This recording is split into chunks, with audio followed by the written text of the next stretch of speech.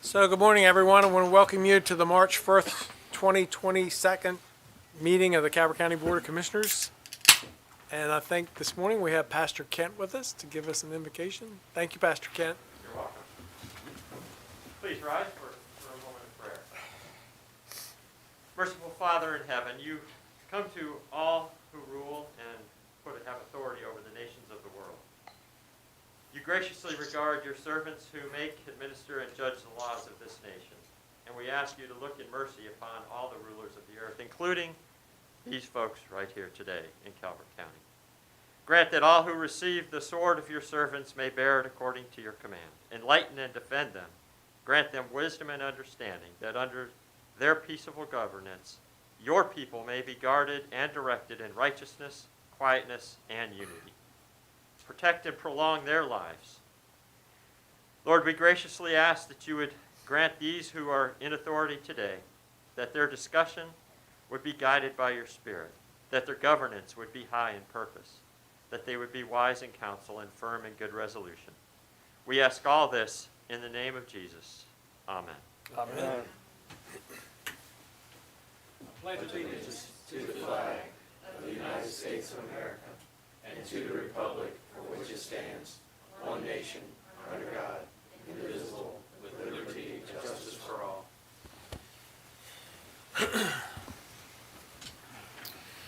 So the next item on the agenda is to approve the agenda. Are there any corrections or additions to the agenda as presented?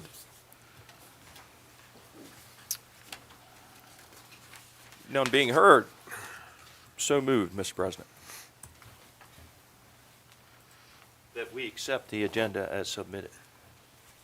Is there a second? Second, I'm sorry. I'm just getting loaded up here, sorry. I thought if we're not going to approve the agenda, this will be a short meeting. Yeah, sorry. So I have a motion and a second to approve the agenda. Any discussion on that motion? Hearing none. All those in favor say aye. Aye. Opposed? Motion carries. Thank you. I didn't know it was that easy to get out of a meeting that way. Yeah, you got to approve the agenda. Yeah. So I do have some public service announcements this morning. We just want to talk a little bit about mask mandates. There's been a lot of changes across the country recently. And as far as county government goes, we do not have mask mandates in county buildings.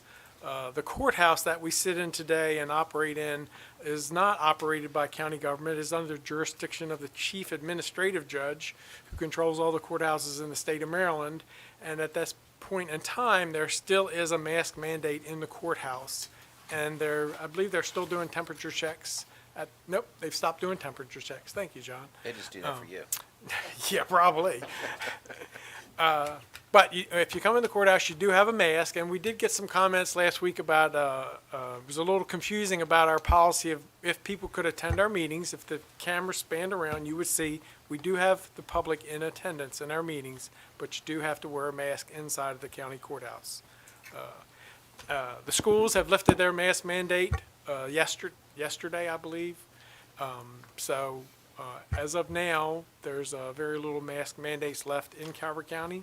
So hopefully the chief administrative judge will make a decision pretty soon, and there won't be a mask mandate here in the courthouse.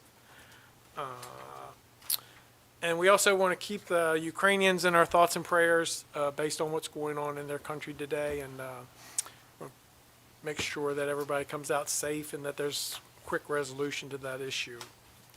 We want to recognize Chief Judge Wells, who's got appointed as Chief Judge of the Court of Special Appeals. Judge Wells, Gregory Wells, has served here in the courthouse, lives here in Prince Frederick, so we want to acknowledge and congratulate him on his new appointment. And March is Women's History Month. Couldn't be where we are without women, that's for sure. So we want to take this opportunity in March to recognize all the women and what their contribution is to society here in this county and in this country. So we ask that you pay a little special attention in the month of March. We also want to congratulate the Huntingtown High School indoor track team for being state champions. I guess we'll get them in here one day and give them some proclamations. And this Saturday, there's an exhibit opening at the Jefferson Patterson Park called Southern Maryland History Through Ebony Eyes. And I believe it's not in here. I think Michael Kent doing the presentation, so. Yes, sir, that's correct. Right. So, Saturday, Jefferson Patterson Park, Southern History through Ebony Eyes. And that's all the public service announcement that I have at this time. So the next item on the agenda is presentations. The first one is Department of Budget and Finance audit results. Director Strand.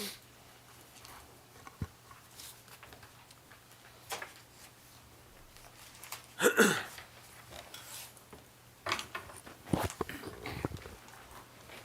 morning. Morning.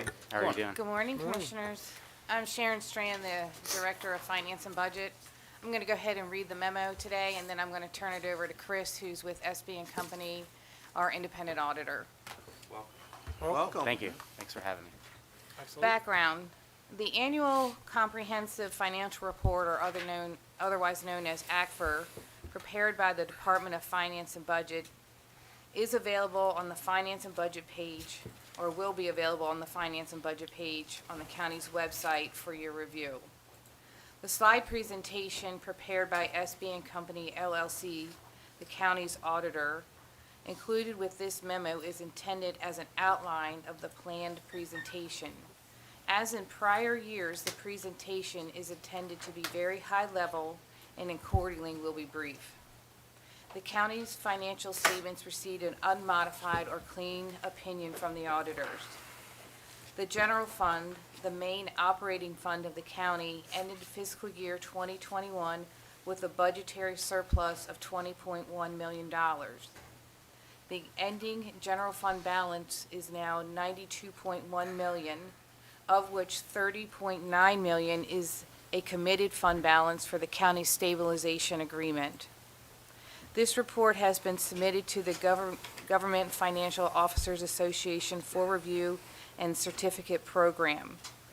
This report proudly represents the Certificate of Achievement for Excellence in Financial Reporting awarded to the county for fiscal year 2020 Annual Comprehensive Financial Report. There is no physical impact. And conclusion, the county's independent auditors, SB and Company LLC, will formally present the results of the audit for fiscal year 2021 today, Tuesday, March 1st, 2022, and no further action is required. All right, well, thank you, Sharon, and good morning, Commissioners. Morning. Hopefully you can hear me okay. Yes, sir. What I'll do is as Sharon mentioned, I'll walk through our audit results presentation fairly briefly. If there's any questions, just interrupt me or they can be held to the end. But this slide here shows a scope of services that we were engaged to perform for the county. We were engaged to audit the June 30, 2021 financial statements, which is now termed Annual Comprehensive Financial Report, or ACFR for short. We've also been engaged to complete the Uniform Guidance Single Audit, and a single audit is a federal compliance audit that's required for any entity that expends more than $750,000 of federal funds per year. We've also been engaged to complete the audit in the federal Form 990 for the Calvert Marine Museum. There's also a soil conservation district that we issue a separate audit report for, as well as the 911 receipts and expenditures activities within the county. In addition, there's a uniform financial report that's required to be submitted to the state of Maryland upon completion of the financial statement audit. So that shows that to the state that the county's done its annual responsibilities for the financial statements. And then lastly, upon completion of the single audit, we'll complete the data collection form, which goes to the federal government, which lets the federal government know that you've met your requirements for your annual single audit. Summary of the results here. We've issued a clean or unmodified opinion on the financial statements. That would be the best opinion we could give under professional standards. We did not discover any instances of fraud. We discovered no material weaknesses in the internal controls that we've identified as key controls and tested, and I have a couple slides that'll speak to those key processes. We received the full cooperation of management, so any questions that we had or records that we requested, we obtained timely information and responses on those questions. We're still working through the single audit. The federal government had delayed the compliance supplement that we're required to follow as auditors. That has recently come out.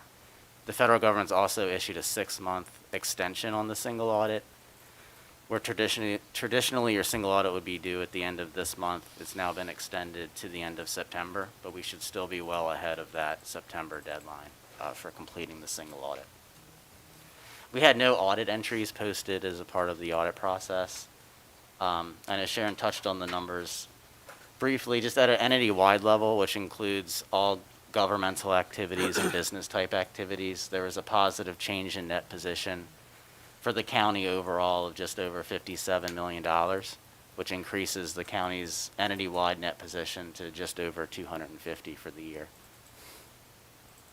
Questions so far? I'm holding mine to page 14. Okay. I don't remember what's on it, but we'll see.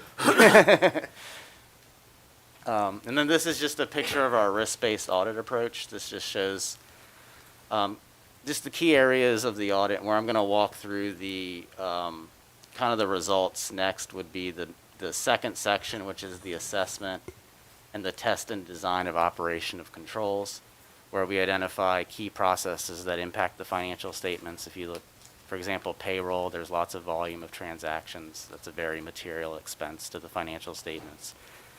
General disbursements, your non-payroll, paying vendors and things of that nature, cash receipts, just to name a few. And as part of going through those key processes, we also assess the control environment.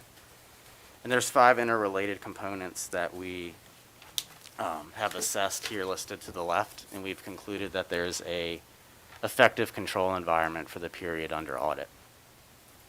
And then taking that a step further, just looking at key processes, we've looked at the treasury process. That includes bank reconciliations, investment reconciliations for the pension plans and the OPEB plan. We look at the financial reporting aspect, expenditure process, as well as payroll, revenue, fixed assets, and information technology. And in each of those areas, we concluded that there is an effective environment under audit. On this slide, although it's rather small, you'll see the general fund budget to actual as it stood at the end of the year, and these were derived directly from the financial statements. But you'll see total revenue was budgeted at just over $341 million, and it came in at actual of $348 million. So revenue came in over budget. On the expenditure side, sorry, I have to squint even as I read it, but on the expenditure side, the budget was at $314 million, and the actual came in at $303, so the expenditures were under budget. And then if you factor in other financing sources and uses, at the end of the day, in the actual column, the change in fund balance was a positive $20 million compared to a balanced budget, final balanced budget of 0.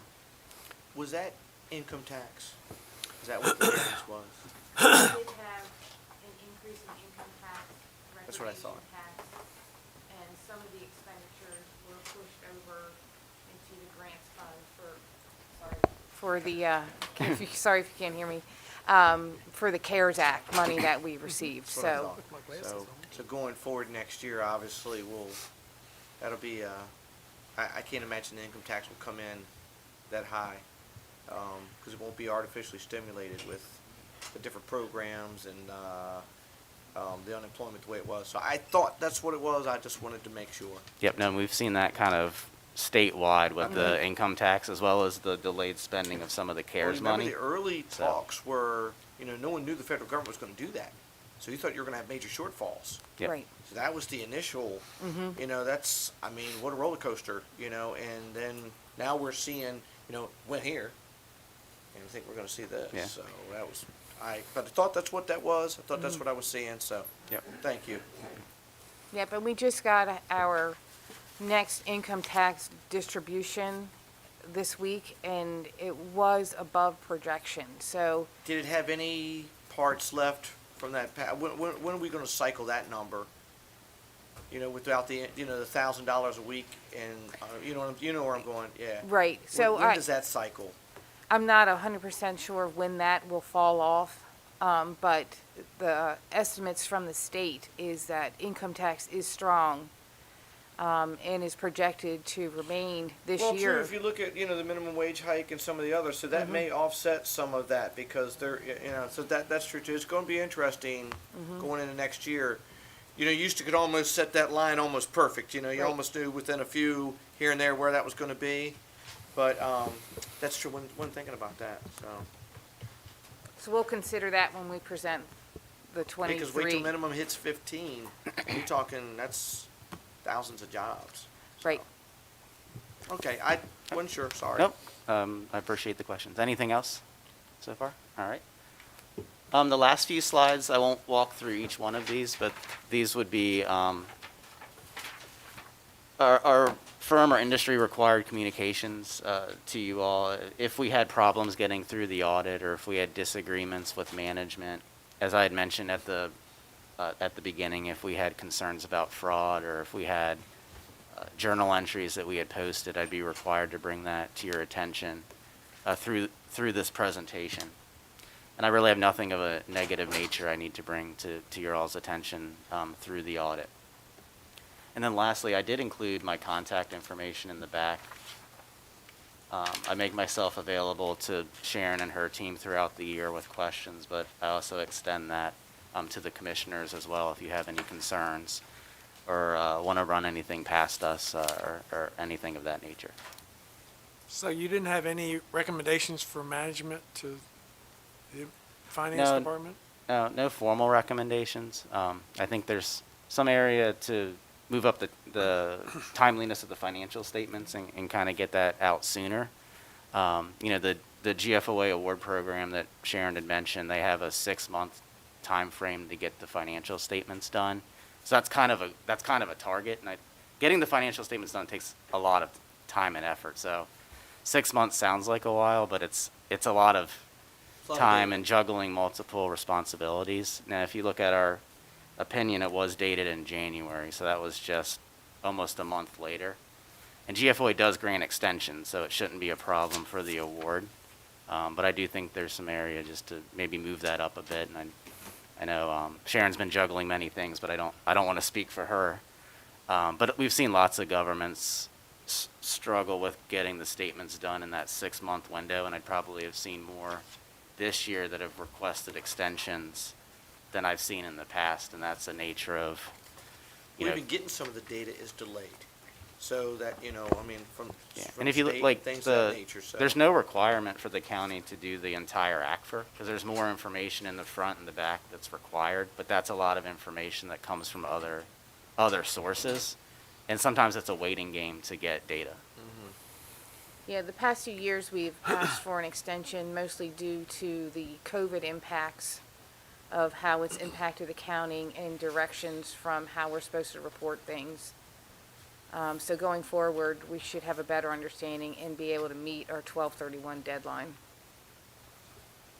And I only ask because I've seen auditors, they raise issues, they're not significant enough to put in the report, but they are suggestions to Yep, and I would say changes. that's one. And we're still going through the single audit, so I don't know how that'll shake out yet. And we've seen lots of new, with all the COVID money and CARES, so there's lots of new caveats with compliance. Compliance has gotten a lot more difficult over the past 2 years. I don't envy a grant compliance person, but I still we have to audit it as well. But I don't know how the single audit will shake out, if we'll have any findings or not, but we're too early in that process to know.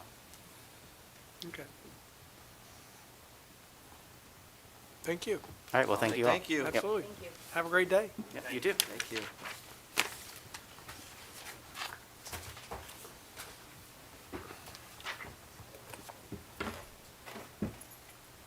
So the next item on the agenda is a presentation from the College of Southern Maryland, State of the College. Dr. Murphy? Mr. Webster? Morning. Good morning. Good. Wonderful.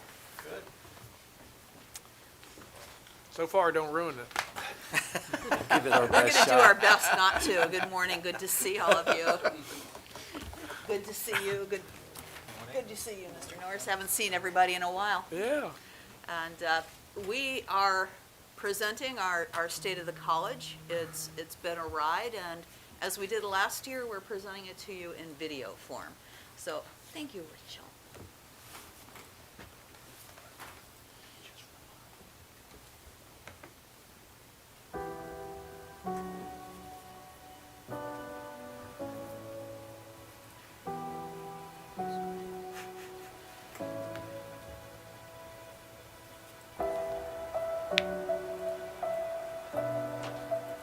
The College of Southern Maryland, a public regional community college with a far-reaching goal. Help our students and community meet the challenges of individual, social, and global changes. That's who we are. The College of Southern Maryland enhances lives and strengthens the economic vitality of a diverse and changing region by providing affordable post-secondary education, workforce development, and cultural and personal enrichment opportunities. CSM will be the region's first choice for accessible, inclusive, and innovative education that transforms communities. That's what we do. Recently, fulfilling this mission has not been easy.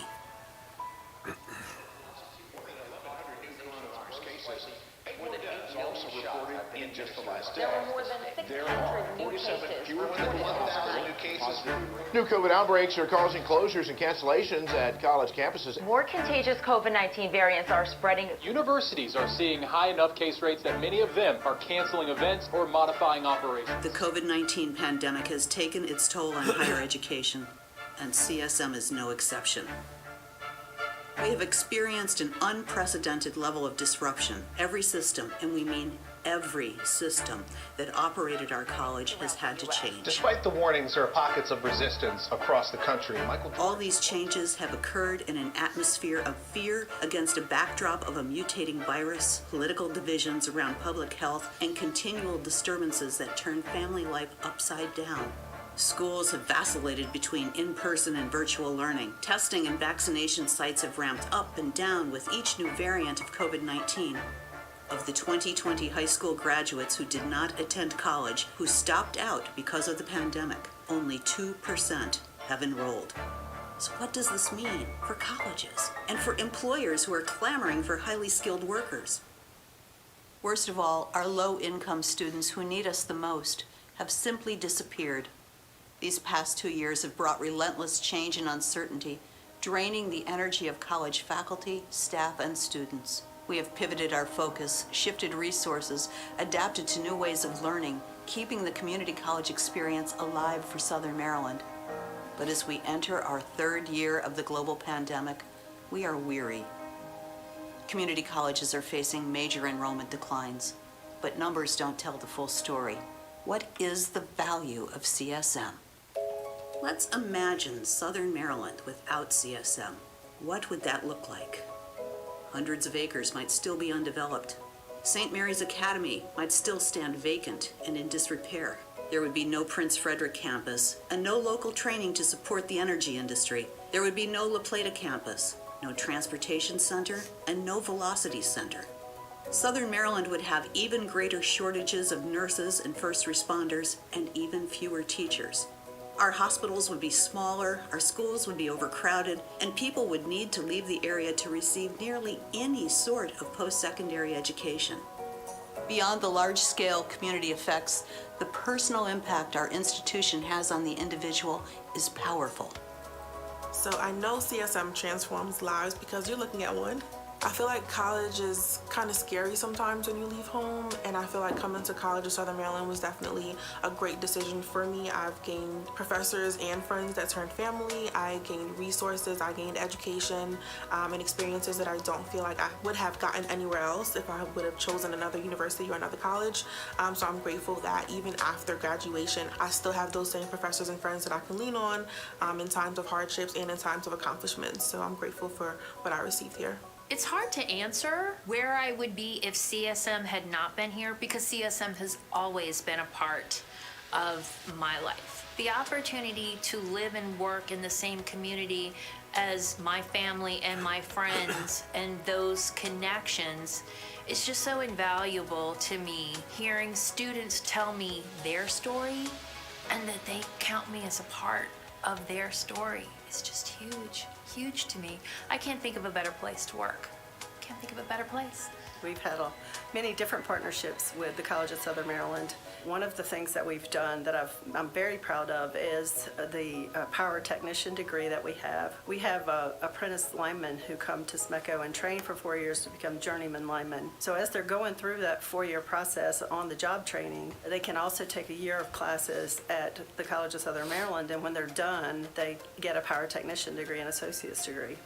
I know CSM transforms lives because it's transformed my life. It's transformed the lives of many of our employees who were able to get their associate's degree from CSM and start their careers or be promoted into different areas of the organization. And without having CSM in our region, they wouldn't have been able to do that. So CSM is a great part of our community and a great part of our region. I got my associate's degree here, which I would not have done. I got a bachelor's degree in biology, which would not have happened. My master's degree in biotechnology, which would not have happened. And all of those things have allowed me to progress financially, improve my family's financial status.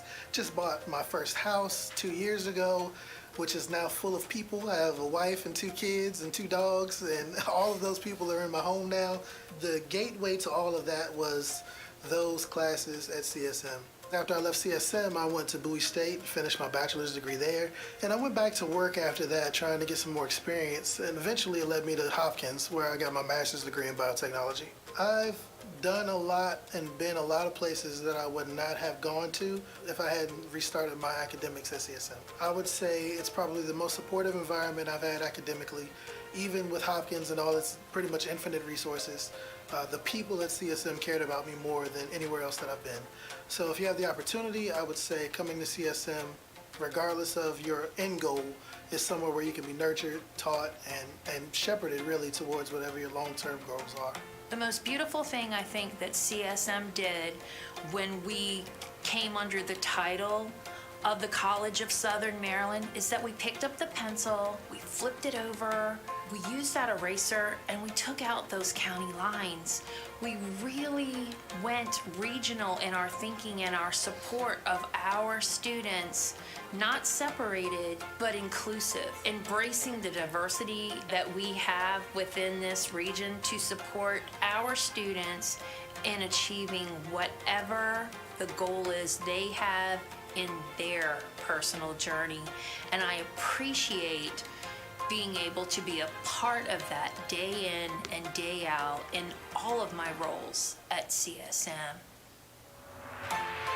These stories remind us we must continue to impact our students. We must prevail through this pandemic because when this pandemic comes to a close, CSM's economic impact will be a vital contribution to rebuilding our community's way of life. We must prevail. Because our economic impact is transformative. Each year, the economic contributions of the College of Southern Maryland supports over 4,200 jobs. That translates into the earnings of 1 in every 39 people who work in Southern Maryland. CSM adds $259 million in added income to our region each year, and over $196 million of that comes from our alumni. 90% of CSM graduates remain in Southern Maryland, building the region's workforce every day. CSM is a wise investment. For every tuition dollar spent, students recoup $3 in earnings. For every taxpayer dollar invested, there is a yield of $1.40. The social gains, though, are the most impressive. For every dollar invested, our greater society gains $4.40 in added tax revenue and in social savings related to health, crime, and income assistance. Without CSM, over 28,000 people would not have received degrees, and another 20,000 would not have received certifications. Southern Maryland's economic engine simply cannot function without CSM. The future is still uncertain. The ongoing COVID-19 pandemic has challenged us, and it continues to challenge us. But more than that, it has helped us create a renewed focus on our mission. From the chaos of this last year, the college community united to create a new strategic plan, defining our future. But this future is not just about the College of Southern Maryland. It's about all of Southern Maryland. Our challenges continue, but we are stronger together. Together, we will build a stronger College of Southern Maryland for a stronger Southern Maryland. Join us.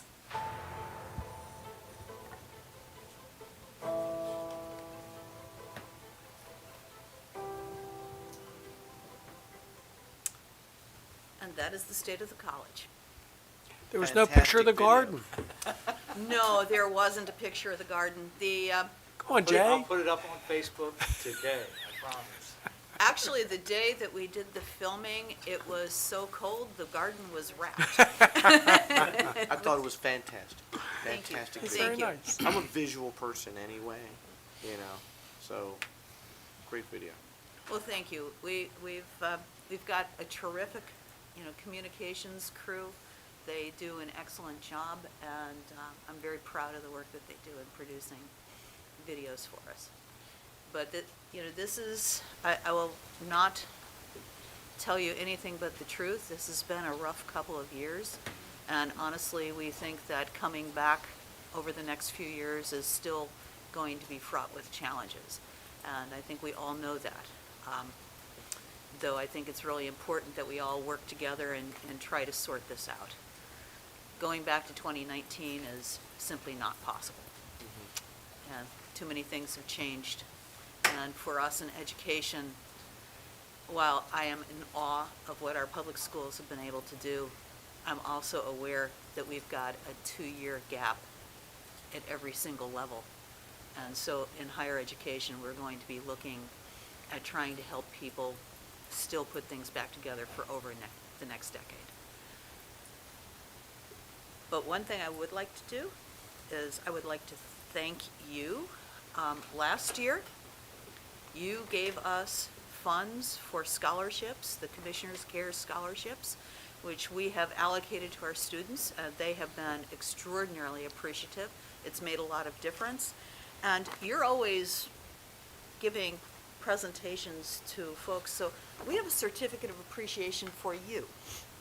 And so we would like to present this to you. So I would.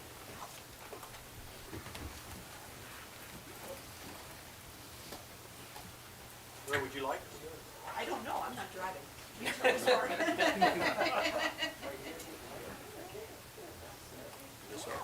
Just, Yeah, they're used to lining up right They're used to lining up? Okay, you're good at this? Okay. We just do what we're told. Okay, I hear you, I do the same thing. I do the same thing. I do the same thing. Okay, the College of Southern Maryland, in appreciation for what the Calvert County Commissioners have done for our students, offers you this certificate of appreciation for the Commissioner's Care scholarships for the students at the College of Southern Maryland. We thank you.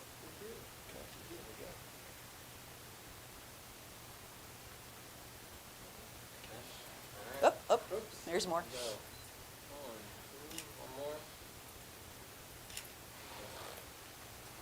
Thank you, thank you, thank you very much. Thank you, thank you, thank you. Good to see you. Thank you. Thank you. What? Thank you. There you go. So, Dr. Murphy, Yes, sir. do you know off the top of your head how many students benefited from the scholarships? It's in excess of 200. Okay. We're still awarding. We have the last scholarships are being awarded currently. We have a term that starts on the 21st of March, and we think that we will have everything out to students. Great. But yeah, it's been absolutely terrific. Enrollment? Is lousy. As I mentioned, it's a national trend. I wish we weren't part of it. We've got two things that are operating against increased enrollment. One is declining population of college-age students, and this is going to continue for a while. The second is what I mentioned. We're not seeing many of the students who normally came to community college. They're not going anywhere else.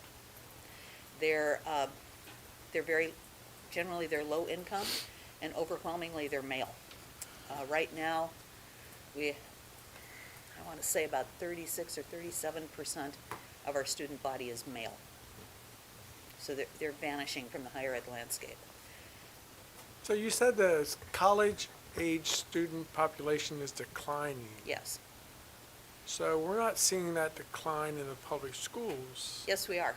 Well, we saw because of COVID, but the last year before COVID, school enrollment was up.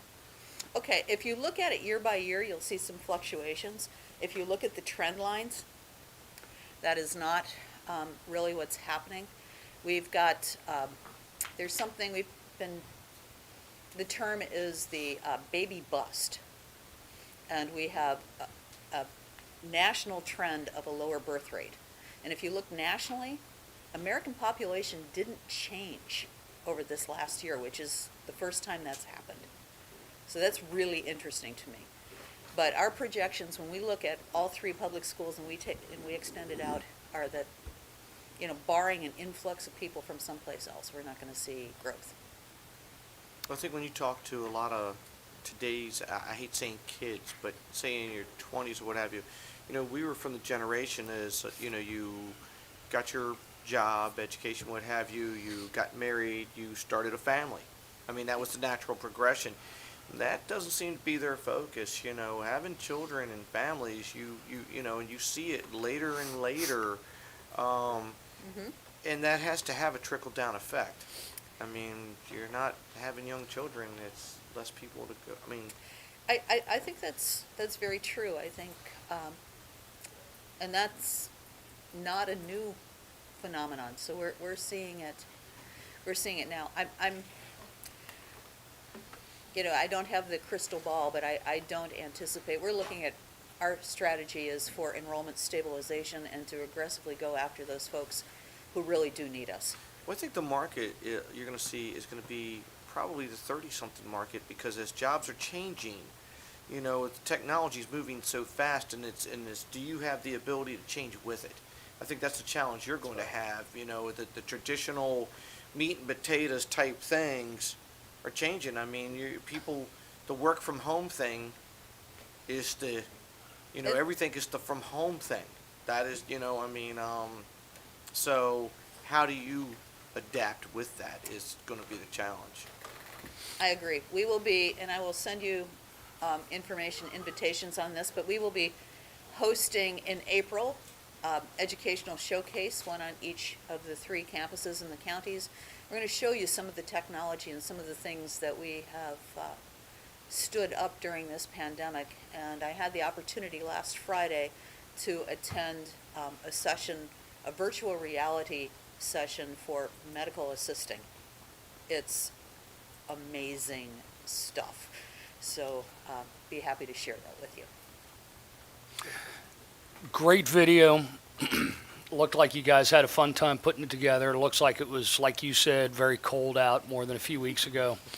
As so many things have changed over the last few weeks, CDC has changed recommendations, even to include school buses. Maryland State Legislature has eliminated the mandates through masking. And I personally know that it's been extremely difficult to communicate with other people while wearing a mask, especially for people who even have the slightest hearing impairment or something like that. And I'm curious if when CSM pulls their mask mandates down and makes it mask optional, if that would encourage people to start paying to come back into classes, because I know if I was looking to try and come into a class right now, I'm going to be able to get very little out of it simply because of the masks. We're going mask optional March 8th. You guys rock. That was my question. We made that announcement yesterday.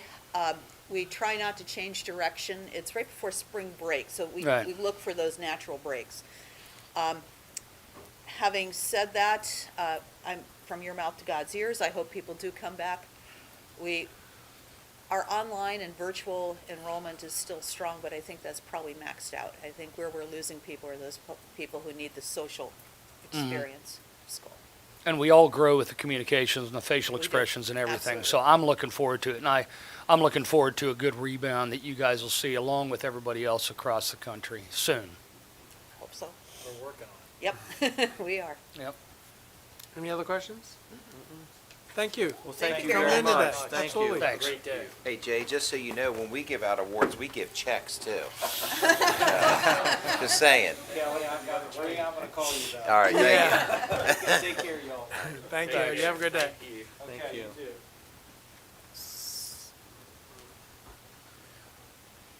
So we're a little ahead of schedule, so we're have to skip down to awards. The first one is from Lisa Ptolemy. Is Lisa on with us? We can. Whichever one you're ready I for. am here. I'm here. All right. Good morning, Commissioners. How are you? Good morning. Good morning. Good. Thank you. Thank you. I do have representatives that. Lisa, I'm here. I can take it. Lorraine's Sorry for there. the confusion. Okay. Um, I will let her take over. Thank you. So sorry for the confusion. Lorraine Joyner, Executive Administrative Assistant with Community Resources and Awards Coordinator for the ERC. Are you doing Pride and Quality first or EOM? Doesn't matter to us. Okay. Employee of the month. Employee of the month. Yep. Okay. Tori? Okay. All right, Tori Boschert was supposed to present, but I don't see her here, so I'm going to go ahead and take it away. You know who I am. I'm here to introduce the February 2022 Employee of the Month. The Employee of the Month Award acknowledges individual excellence for superior job performance or special individual efforts in the following areas: effectiveness of public contact, respect to fellow employees, quality and/or quantity of work, contributions toward improving organizational morale, and actions that improve the county's public image. Anyone can nominate a coworker for this award. Please check out the ERC webpage on the county internet for more information. Our February 2022 Employee of the Month is Ron Marney, Environmental Planning Regulator. And Ron, here he is. Okay, nice to meet you, Ron. So what we were told when we received this nomination is that Ron is no less than a phenomenal employee, dependable and knowledgeable and expert in his field, always willing to help out fellow employees and customers, and to go the extra mile to help customers make their projects a reality while still adhering to local and state requirements. I expect that's kind of a balancing act at times. Citizens regularly contact Ron's supervisors to offer kudos for a job well done. This speaks volumes about the quality of work and customer service being provided. He's a role model for his coworkers in planning and zoning and a valuable member of their team. And they certainly felt that his efforts deserve to be recognized. In June, Ron was promoted from rural planner to environmental planning regulator. Since he has learned and excelled in his new position, kept up with all of his permit reviews and deliveries, and delivered his work product on time. He's also continued to cover his former position of rural planner. Both positions involve a high volume of demanding, complex work that requires strict adherence to regulations for the critical area, floodplain, and agricultural preservation programs. Ron has not only kept up with the majority of the duties for both positions, he has done so without his support planner, who has been out on extended leave, because she is not part of the baby bust. So, and that's all I have to say, but I believe that there are some other people that might like to speak. So thank you, Commissioners, for your continued support of the ERC. Thank you. Thank you. Good morning, Commissioners. Mary Beth Cook, Director of Planning and Zoning. As you can hear in the audience, his first and foremost job is as a father of a little one, and we hope we get to introduce her to you. But I can't say enough good things about Ron. He stepped up with the promotion, covered that job, which is very difficult, telling people what they have to do in the critical area, and then supported his prior position as the agricultural preservation planner. And we introduced this morning his replacement in that position. We hope to get her up and running soon, so he only has to do one job. But I just want to thank Ron for his continued dedication and always coming in ready to work, working hard, and doing a great job. Thanks, Ron. want to say thank you all very much for the recognition. It is greatly appreciated. I love my work, and I look forward to doing it for a long time. Good. Excellent. Mr. Weems? Yes.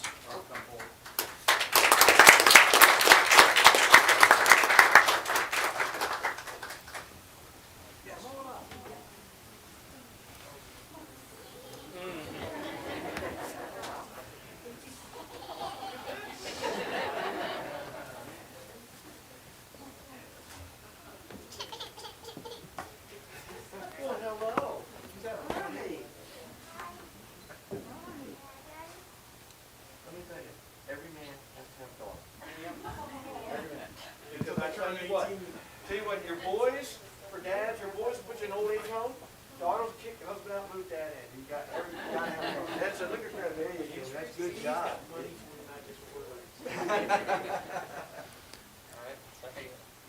Yes.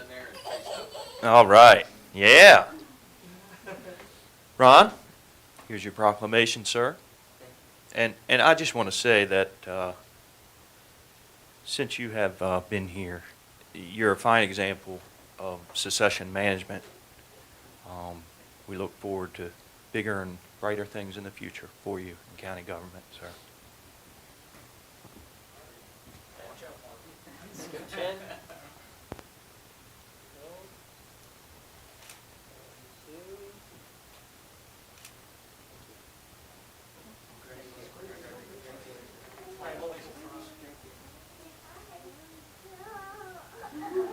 You know, my little girl used to go with me everywhere. My boy, I'm like, you want to go? No, Dad. No, I don't want to do anything. Congratulations. Hey, Ron, look, I've been married 30 years, so just give the check to your wife.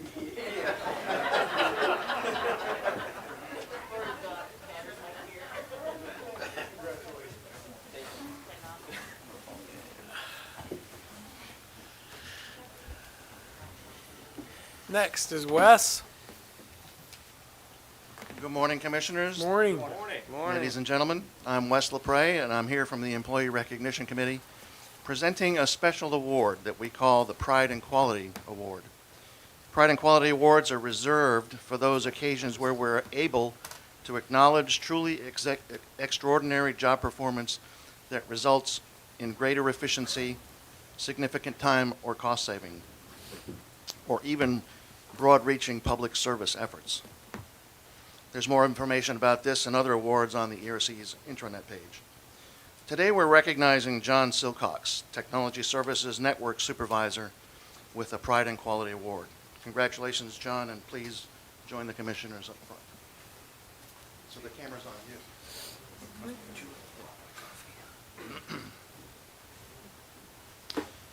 John Silcox was recently promoted to Network Supervisor with Technology Services effective September 2021. John's team is responsible for managing network connectivity to all devices. That means cell phones, laptops, tablets, desktops, printers, you name it. If it's got a computer chip in it, his network deals with it. And they do that throughout the county government network. This included implementing a standard from the cybersecurity team, ensuring that we operate on a secure network. With his new role as network supervisor, John made a major impact to Calvert County government and its citizens, businesses, and visitors that we serve. One of these was at Breezy Point Beach and Campground, which has historically dealt with network communications connectivity challenges for many years. This park and campground is located on the Chesapeake Bay at sea level, not reachable by most cell towers. This location is off the beaten path and too far for normal Comcast cabling that you're accustomed to at your houses. Even business class service could not provide reliable connections to the county. And a number of hardware changes occurred over the years. They didn't help either. John was able to think outside the box and work with Comcast to devise a solution that provides reliable connectivity to the Breezy Point Beach.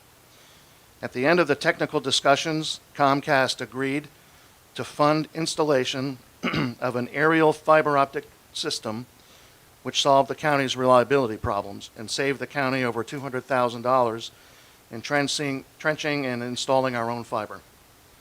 Without Comcast's effort, it would have taken the county over 40 years to see a return on investment for this project. Additionally, when this project was complete, it will also provide greater reliability for residents who use Comcast elsewhere on Breezy Point Road.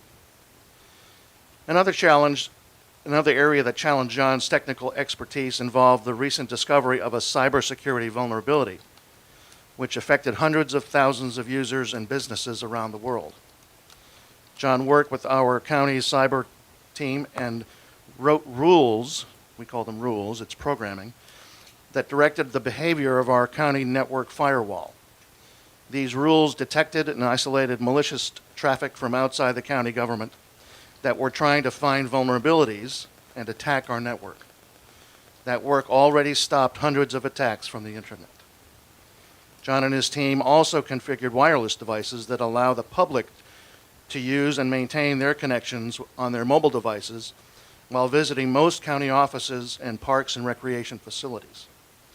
Whether working in the office or from home, just give John a computer and a secure connection, and he will provide the most timely and effective customer service that you can imagine. Indeed, his after-hours support to the Public Safety Department and the Sheriff's Office is superior. These emergency responders cannot wait for normal business hours, and they serve, and they continue to serve, and protect the citizens, businesses, and visitors in Calvert County. The ERC is honored to publicly recognize and commend John Silcox for the truly high-quality work that he and his team bring to technology services and the other departments in Calvert County government. We thank this exceptional coworker for being a positive, can-do team player, for his support of the citizens and coworkers, and for taking steps to improve the quality of life in our county. Thank you, John, for all you do, and a special thank you to those who nominated John. And thank you, Commissioners, for your continued support of the ERC and our role in bringing outstanding employees to you for recognition. And I think Amy Lawson, the department head, would like to say a few words as well. Amy Lawson, Director of Technology Services. I'd like to just say that in every organization you have individuals who are quiet leaders, who do their work day in and day out and accomplish amazing things. This is John. Let us just be clear. If John gets hit by a bus, we're all going down. So I just want to say thank you to John for all of your hard work, for your creativity, for your negotiation skills. You've saved the county so much money. We just really couldn't do it without you, and this is a very well-deserved award. Thank you.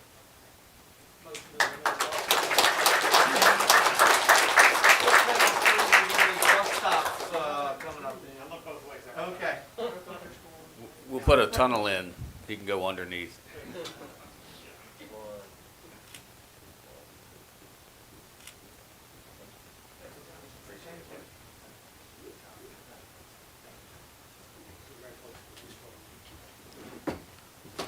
And John, the microphone is yours to shine at this momentous opportunity. Thanks, John. Just want to say thank you, and plan to be here for a good long time. Good. Thank you. Can we get some flashing lights at the bus stops, please? Just to be on the safe side. So we probably have time to do one proclamation. So the first one, Mr. Weems. Yes, sir, Mr. President. It's Developmental Disabilities Awareness Month.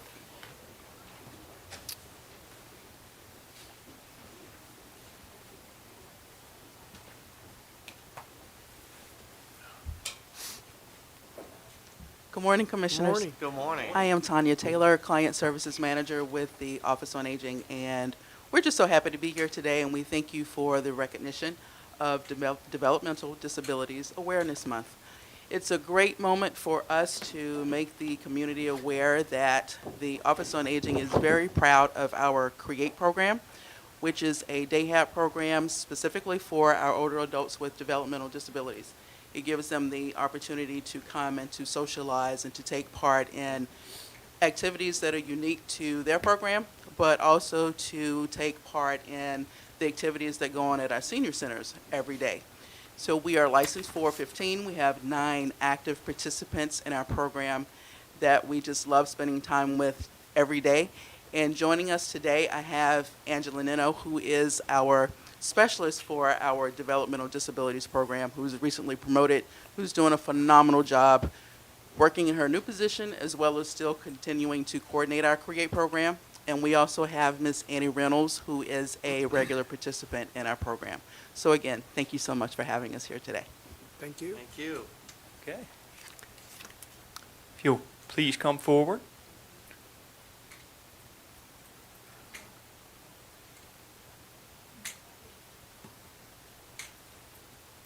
Welcome. And ma'am, I like your mask.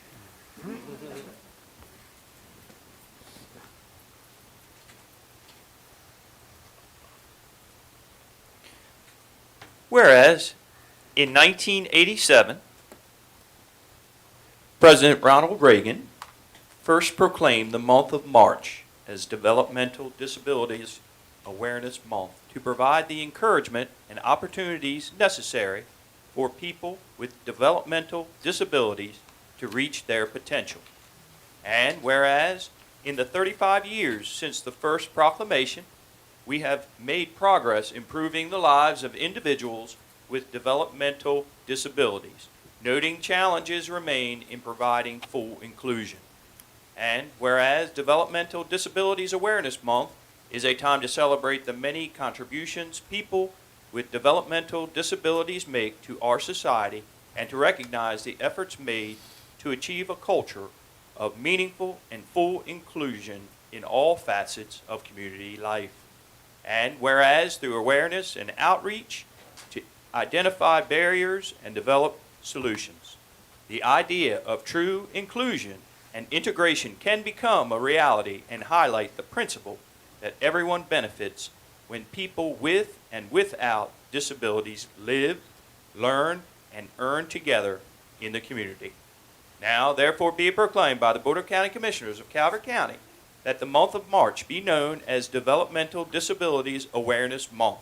Be it further proclaimed that, by this action, it be known the many ways people with and without developmental disabilities come together to form strong and diverse communities. Given under our hands and seal this first day of March 2022.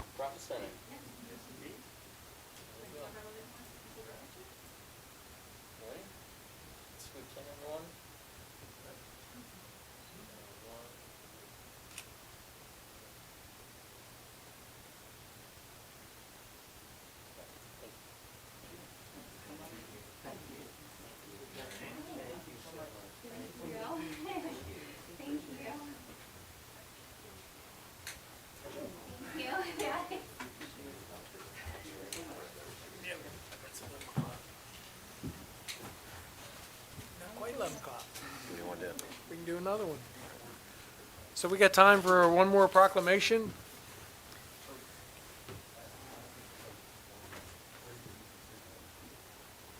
Huh? Okay.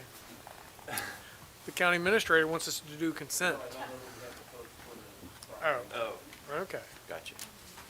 We want to make sure they're here when we do it. So we're going to skip down to consent. Sorry, blame it on him. Yep. There are 5 items under consent. Department of Finance and Budget Award Recommendation ITB 2022-043 Print and Mail Seasonal Activity Guide. Item number 2, Department of Finance and Budget Award Recommendation ITB 2022-033 Detention Center Roof Replacement. Department of Parks and Recreation Rural Legacy Easement Monitoring Report 2021 Dorsey Property. Item 4, Department of Planning and Zoning, Calvert County Historical Society sign permit. Item 5, Department of Public Safety, lease agreement and addendum between the Board of County Commissioners of Calvert County and Dish Wireless LLC. So are there any changes to the consent? Then it'll be adopted as presented. Now we can go to the public hearing that was scheduled for 11 o'clock. The first public hearing is Department of Parks and Recreation, Local Parks and Playgrounds Infrastructure Funding Program. Director Nazal, good morning. Good morning, Commissioners. Good morning. Good morning.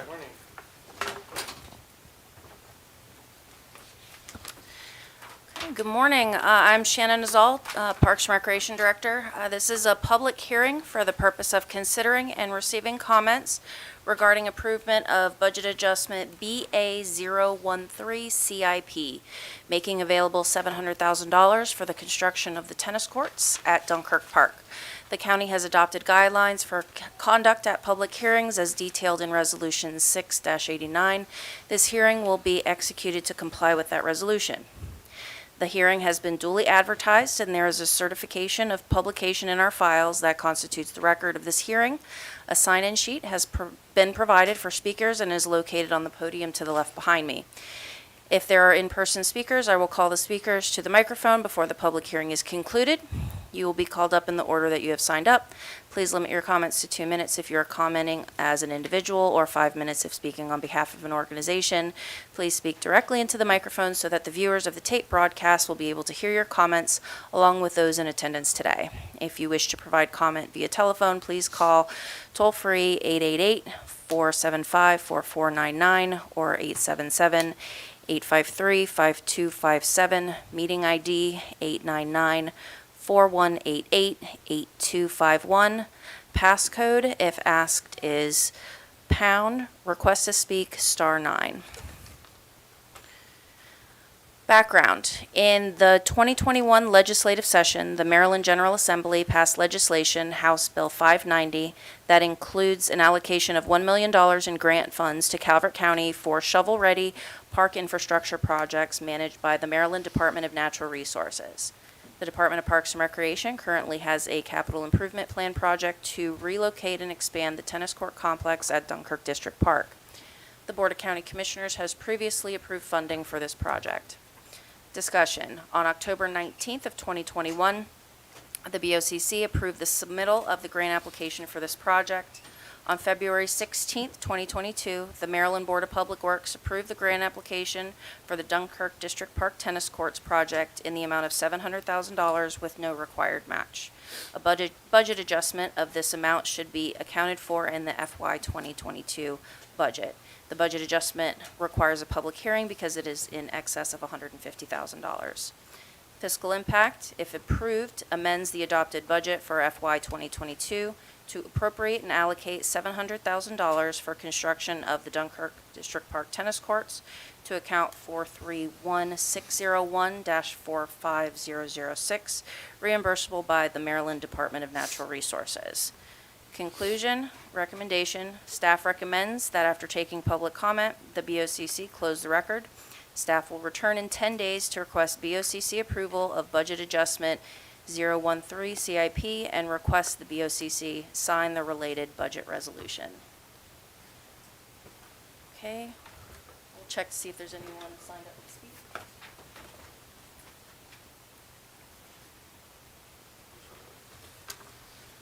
Okay. Okay, there was no one in person. Is there anyone on the phone line?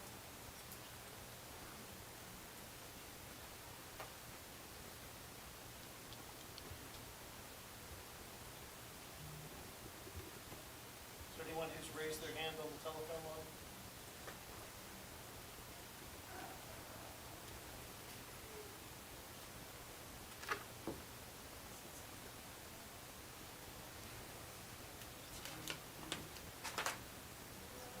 No hands. Okay, there is no one on the phone line to speak either, so that concludes the public hearing. I'll take any comments or questions. Mr. President, I'd make a motion to close the record. Second? I have a motion and a second to close the record. Or any discussion on that motion?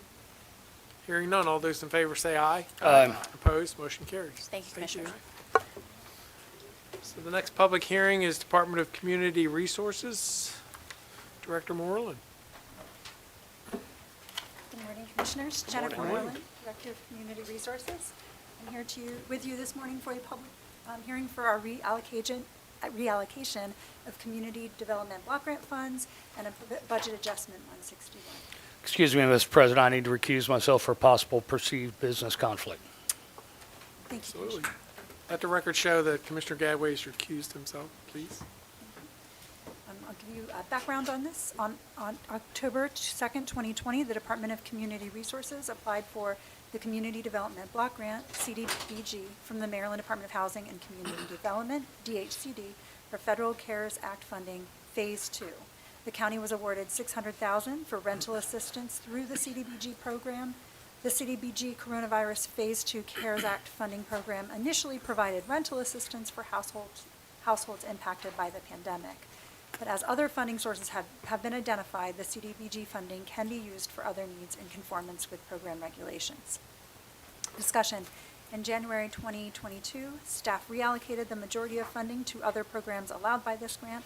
Staff is seeking to reallocate the final $60,000 of unallocated funds, $40,000 to support the county's quarantine shelter program, and $20,000 to Lifestyles of Maryland's purchase of supplies and transportation for quarantine participants as Calvert County's homeless case management provider. Notice of the March 1st, 2022 public hearing was advertised in the Calvert Recorder on February 18th, 2022, pursuant to the requirements of the CDBG Citizen Participation Plan. Fiscal impact, none. No match required. The county provides in-kind administrative support for this project. And then change in the conclusion recommendation, because we did receive the amendment from the Department of Housing and Community Development on Friday. So I'll be reading that.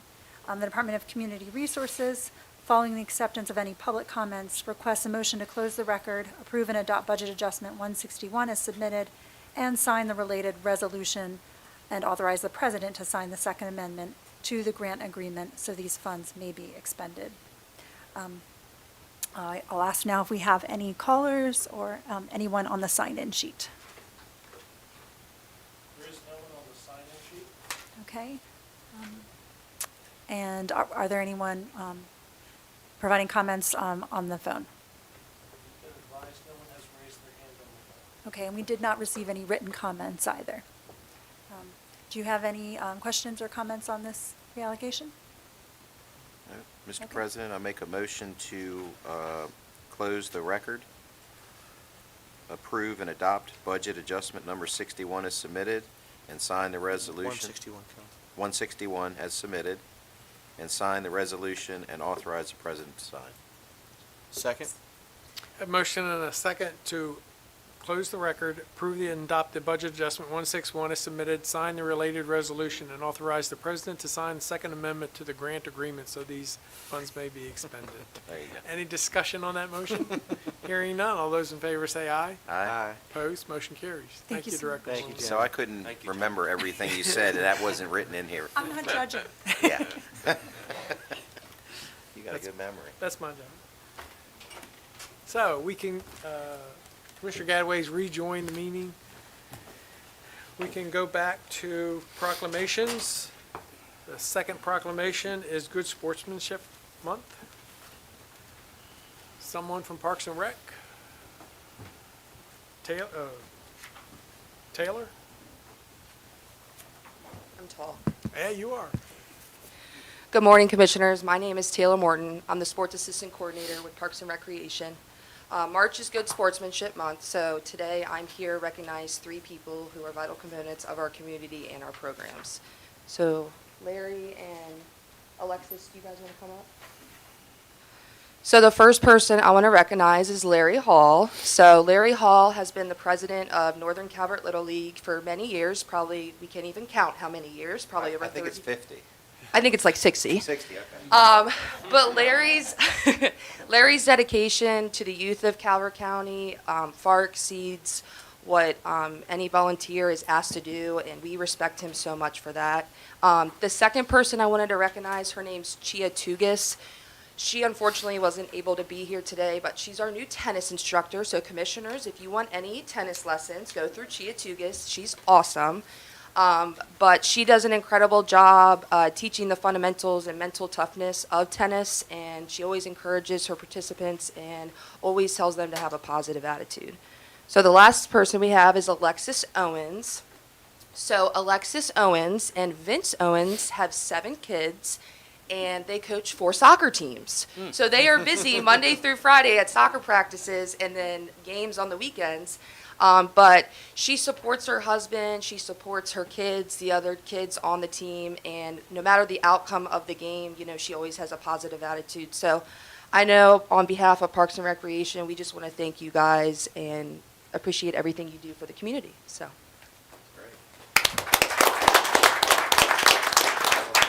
Mark, do you want to say anything? Come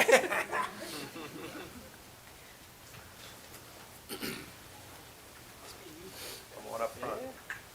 I have a proclamation here to read. Hello, hello.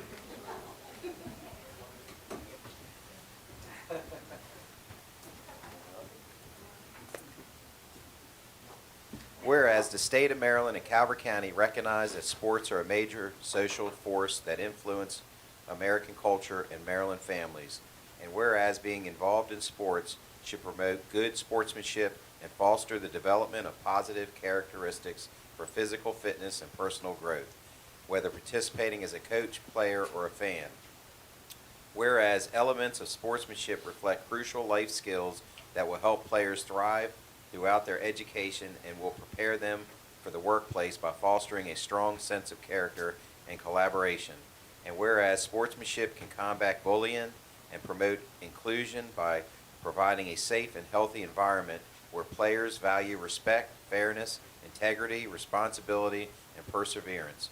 And whereas fostering a commitment to these qualities on the playing field can prevent harassment and reduce incidents of concussions and other injuries. Now therefore be it proclaimed by the Board of County Commissioners that March 2022 be observed as Good Sportsmanship Month in Calvert County. Citizens are encouraged to always promote fair play and good character within the community, both in and out of sports. Given under our hands and seal this first day of March 2022.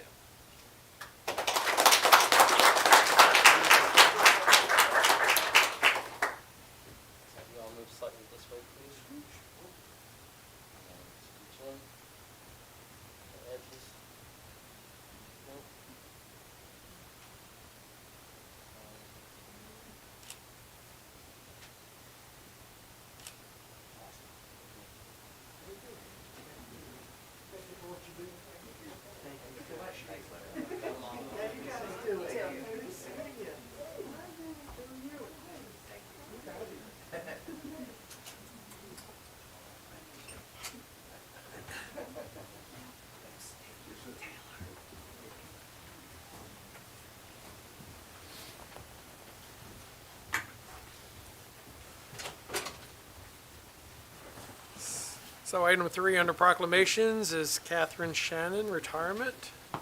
Commissioner Hart?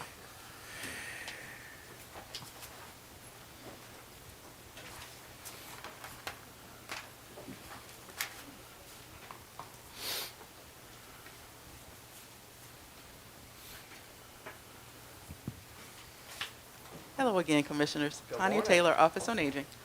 This time I stand before you to recognize and thank Kathy Shannon, who has made the decision to retire and leave county government. And while we're always excited for people that are taking that next step in life, we truly are going to miss Kathy. Kathy has worked with the Office on Aging for many years, and she has worked as the program assistant at North Beach Center and North Beach Senior Center. And Kathy is not only well respected and loved at the Senior Center, but she's also a pillar of the community up in North Beach. So we want to thank her for all of her contributions and all that she's done for our agency and for the seniors. Kathy has taken part in developing and presenting and offering so many courses over the years. You know, some of her strong suits, she loves fitness, and Kathy has taken advantage of our fitness program, our equipment, and she has trained countless seniors over the years at North Beach. And one of the other programs that's been so well received over the years is the Scribblers group, which is a creative writing group. And it gave seniors an opportunity to come together to express themselves on paper. And we've gotten so many wonderful comments back from the seniors that are participating in that program about how much they love Kathy and how much they have enjoyed working with her with that program. So it's not just those programs, but serving lunch, putting on plays and skits, doing all types of things throughout the center. Kathy's all over the place, willing to help, willing to offer assistance in every way. So those are the things that we're really going to miss about her. So we certainly wish her well, and we thank her for everything, and good luck to you, Kathy.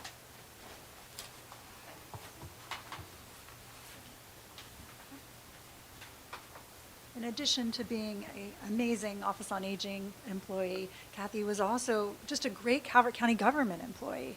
Whenever she had any concerns or was interested in a particular issue, she would reach out, and that's the kind of employee you want. That's a part of something bigger than just the center, but she felt a part of the team, and she acted like a part of the team, was very enthusiastic, and I knew the first day that I met her that I was among greatness in our staff with Office on Aging. So I hope, this is my plea, that she continues to work or volunteer at Office on Aging in North Beach, because she has a lot to offer our community and our citizens. Kathy, do you want to say anything? I do appreciate the recognition here. I do want to maybe make a plug for our senior centers. Absolutely. We were unfortunately shut down for quite a while. And seniors are coming back, but we haven't seen all of our seniors return. So we do hope to have more seniors come out to the centers. We have a lot to offer. And I do plan to visit on occasion. It's just hard to say goodbye and, not to return occasionally just to catch up with people. I've had many years, and it's been a wonderful experience. Thank you. Good. Well, come on down.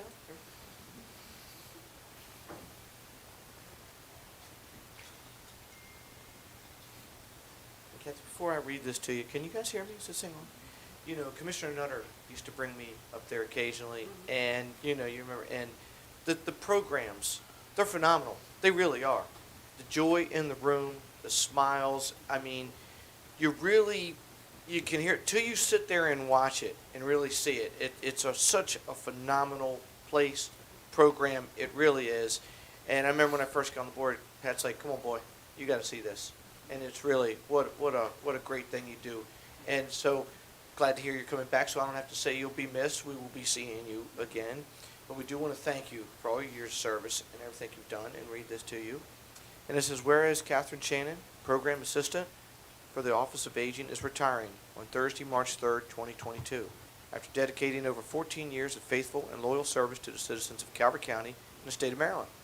Whereas Catherine's admirable career began in August 1975 to August 1980 as a District Supervisor for the Department of Parks and Recreation. She returned to Calvert County government as the Program Assistant for the Office on Aging on September 26, 2007. Catherine has provided reliable service during her career, thereby gaining tremendous respect, trust, admiration from Calvert County citizens and fellow constituents who had the pleasure to work with her. And Catherine's work at the North Beach Senior Center, leading the Scribblers Creative Writing Program. Sounds like my normal writing, Scribbler, right? Numerous fitness programs and day trips for seniors to many locations in Calvert County and beyond have greatly enhanced the lives of older adults in Calvert County.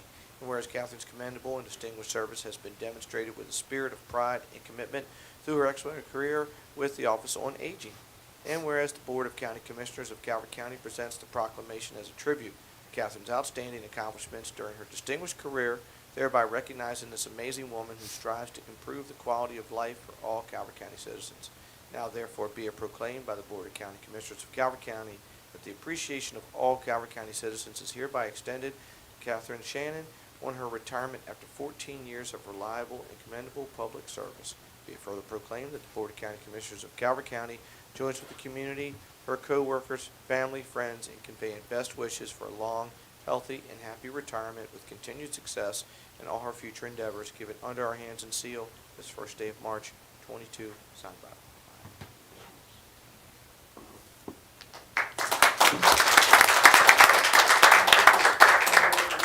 Miss Kathy, do you have anyone in the audience you'd like to?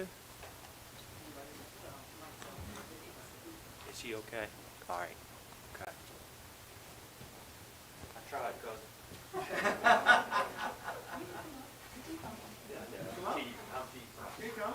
They love you. I didn't want to come.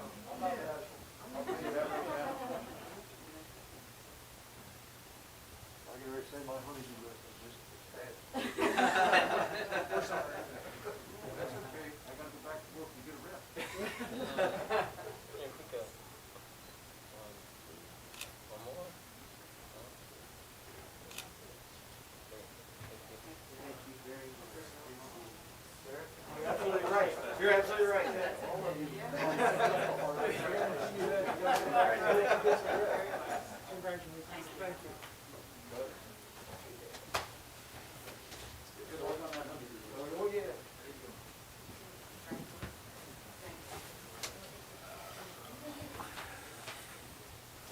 Next item on the agenda is appointments. Deputy Director Vasallo. Good morning, Commissioners. You have, this morning, you have 3 rounds of appointments, and I'm just going to go through them really quickly. The first one is for the Building Board of Calvert County. Staff is requesting that the board reappoint Matthew S. Keene to the Building Board. Following this appointment, there will have 1 vacancy remaining. Move to approve. Second. Have a motion and a second to reappoint Matthew Keene to the Building Board of Calvert County. Is there any discussion on that motion? Hearing none. All those in favor say aye. Aye. Opposed? Motion carries. Your second round of appointments is for the Cove Point Light Station Commission. Staff is requesting that the board reappoint Henry Gabelnick to the Cove Point Light Station Commission, and you'll have 1 vacancy remaining. Move to approve. Second. Have a motion and a second to reappoint Henry L. Gabelnick to the Cove Point Light Station Commission. Any discussion on that motion? Hearing none. All those in favor say aye. Aye. Opposed? Motion carries. All right. Your final appointment this morning is for the Economic Development Advisory Commission, and staff is requesting that the board reappoint Kasha Sweeney. Following this appointment, you won't have any additional vacancies. Motion to approve. Second. Have a motion and a second to reappoint Keisha A. Sweeney.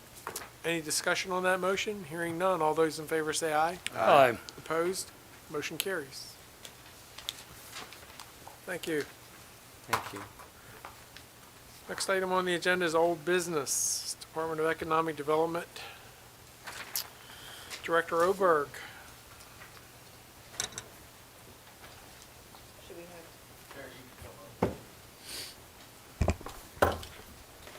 Good morning, Commissioners. Morning. Morning.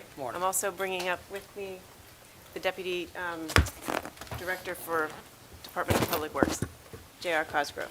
Good morning, Commissioners. Morning. My name is Julie Oberg. I currently serve as the Director of Economic Development for Calvert County Government. I'm going to go ahead and share with you the memo that's been submitted requesting a 4th amendment for purchase and sale agreement. On March 10, 2020, the Board of County Commissioners approved the purchase and sale agreement with Armory Square LLC and Fox Run Professional Center, collectively the purchaser for the acquisition by the county. A purchase and sale agreement with Armory Square LLC and Fox Run Professional Center, collectively the purchaser for acquisition by the county, tax map 24, grid 3, parcel 769, with the premises address of Steeplechase Drive for the properties to be transferred to the purchaser by the county, tax map 24, grid 10, parcel 715, with the premises address of 170 Armory Road, and number 2, tax map 24, grid 10, parcel 477, with the premises address of 435 North Solomon's Island Road. That agreement has been amended 3 times prior. To allow additional time for the purchaser to obtain site plan approval, the Department of Economic Development is requesting approval of the attached 4th amendment to the purchase and sales agreement. that 1, extends the settlement date to June 6, 2022, with further right to extend that date again to November 4th, 2022, if final site plan approval is not obtained by March 24th, 2022, and to adopt a meets and bounds description of the properties being conveyed. The first request is self-explanatory and requires that the purchaser to use commercially reasonable best efforts to proceed promptly to settlement. The meets and bounds description was reviewed by Public Works and found to vary from prior descriptions of the lands being conveyed only slightly and in an inconsequential manner along the existing right-of-way for Armory Drive. The proposed amendment has no fiscal impact on the purchase price to be paid to the Board of County Commissioners of $3,871,400. The sum of $225,671, which represents the fair market value of the Steeplechase Drive property, will still be credited to the purchase price at closing. In conclusion, the Department of Economic Development recommends the Board of County Commissioners adopt a motion approving the Fourth Amendment of the Purchase and Sale Agreement as presented and authorize the Board President to sign on behalf of the Board. And we're here to answer any questions that you may have. Is there a reason why the extension? To allow them additional time to meet the questions that had been raised as part of the site plan approval process. Jim, anything? No, that's pretty much the reason. I mean, they're going through the technical evaluation group process and all the reviewers from planning and zoning, soil conservation, water and sewer, and our engineering staff at Public Works are reviewing the site plan, basically to make sure it complies with all our ordinances. And there's just some stuff that needs to be cleaned up for approval. So is it normal to delay a settlement until the bulldozer's ready to pull in, Mr. County Attorney? It has been for this year. And am I reading in here that they can still get another extension if they want one? I think that was agreed on from the very beginning, wasn't it? No. This I is thought the it second was. extension, right? I believe so. It's at least the second extension. And they're asking for the opportunity to have a third. Did we put that in there or did they? I actually don't know. This is their document that they prepared. So I just don't know that we can just keep delaying this until the bulldozer shows up. I mean, my question is, I know sometimes, and trust me, I total respect taxpayer dollar. Yeah, I mean, excuse me, consumer dollar but there's also a taxpayer dollar that's spent here every time you touch a document and goes back and forth and stuff. So that's why I ask, is there a reason that, I mean, it just seems a little unorthodox is, I guess, my question. It doesn't seem like the normal business that we do. Well, I think there were some things that came up with the whole Smecco thing running through there that delayed things, didn't it? There was delays with, it's a Verizon easement that runs Verizon, through that's the right. northern part of the parcel just south of Taco Bell. Right. I believe that's probably had some delays because it's got to be rerouted out. I guess you'd call it east on Steeplechase and then south along Armory Road to tie back in, probably about in front of one of the mini storage facilities. So that added some delay. There's been some delay with the state highway and stormwater management with the pond along the corner of Dares Beach and Army Road. So with all that in play, it has caused delays with the project throughout the design. But in a normal transaction, I'm just questioning. But if anybody would have purchased it, they would have run into the same delays. But at some point, you draw the line. You say either you want it or you don't. Mm-hmm. I mean, you can't keep extending it every time they find a little issue that they've got to get resolved. I think they've invested enough into it that they're about as serious as they can get. I mean, So then we should, my concern is another delay.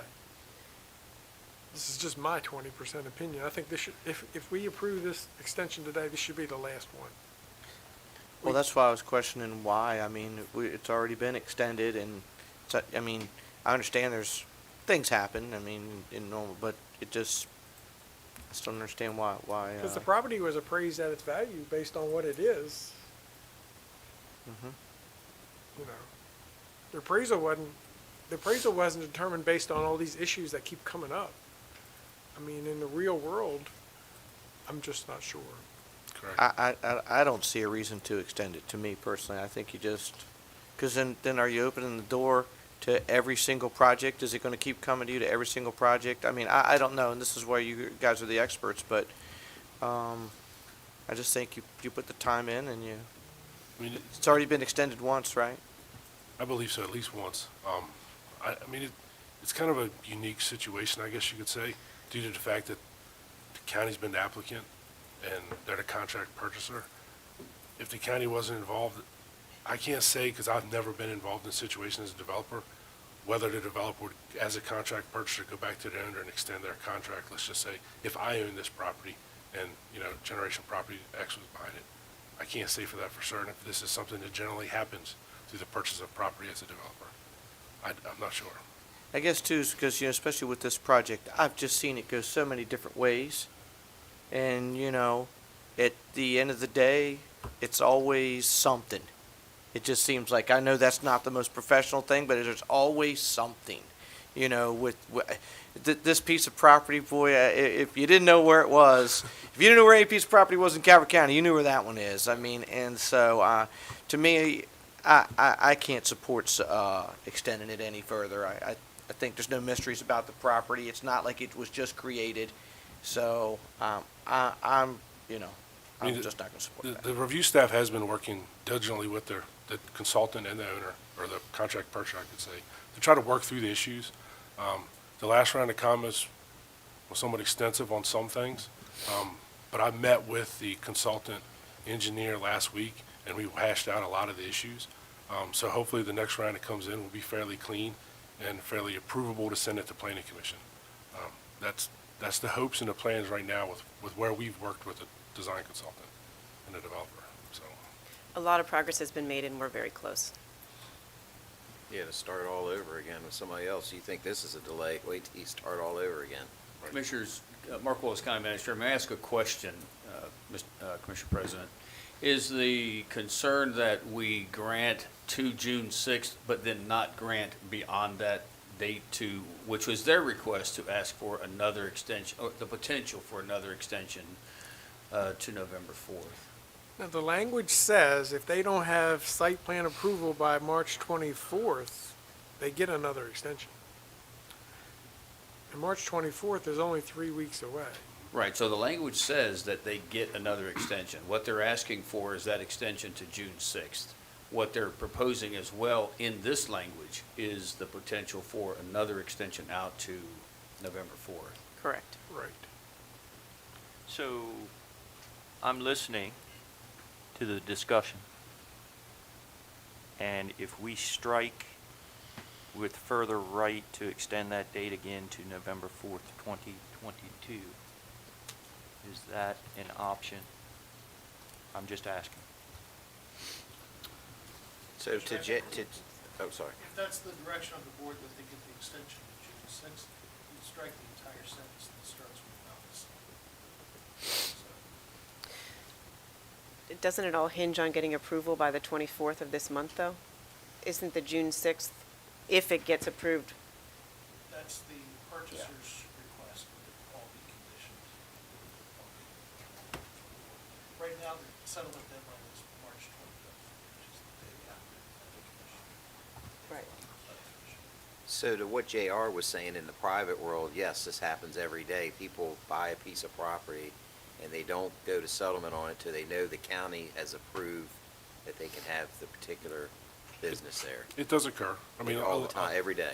Yeah, I mean, generally it's a feasibility study. They want to know Yeah. they're so far down the path before they, Right. commit the large funds, I guess you could say. Yeah, it's normal every day. I mean, the experience I've had with this property has been deadline after deadline after deadline. It seems to be a history with this property that, for some reason or another, the deadline can never be hit. And the general public has been shown, drawings and this and that, and of what's going to be there, what's not going to be there. There's been so many conclusions of what have you, and we bend consistently, and I mean, just for me, I don't know why it hasn't been enough time. So I mean, that's my 20%, especially with this project. Over, and I mean, not to direct it at any one person, just over in the time. You know, it's been a lot of the same players back and forth and everything. And just, for me personally, if you want to do something, do it. If you don't, it's fine. But, I'm not for extending. Because some of that is due diligence you should do before you sign the contract. Some of it.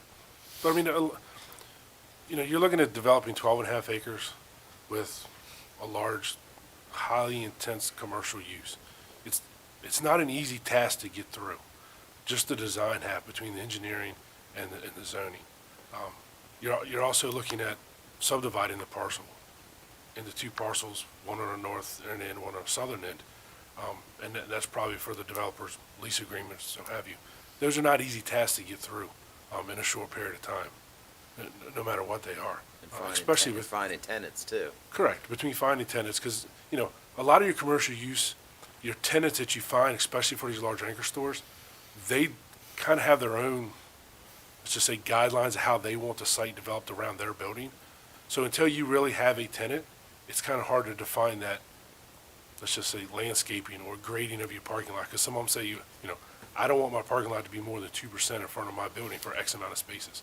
So that complicates the development and the design throughout the process, which does extend it. If you don't have an anchor store, I'll just say Harris Teeter, like up in Dunkirk, they define what the grade needs to be in front of their building. So anytime that anchor store changes, it somewhat changes your site plan also because of their requirements. So it does add time to the process, which sometimes you can't necessarily foresee at the beginning of the project. And I understand that, Jared, but at the end of the day, how much more work comes back, planning and zoning, public works, it's taxpayer dollar. It is. I mean, not being disrespectful to anybody, but it's taxpayer dollar. So I would expect the utmost preparation coming in so that it would limit this down. Now, if it's something that we have done, something that's on our fault, our mistake, then absolutely we should correct that. But if we're doing everything the way we're supposed to be doing it, you can't just keep going back to taxpayers, because that's what you're doing, and saying, hey, well, blah, blah, blah, blah, blah, blah. JR, I need you to do this now. Mary Beth, I need you to do that now. All that is time and money. What happens at the end of the fiscal?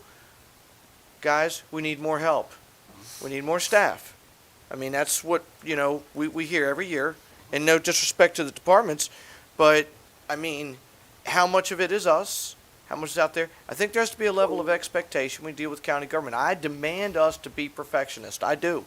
I think when we put our stamp and our label on it, that we've done everything the best way by code and by law.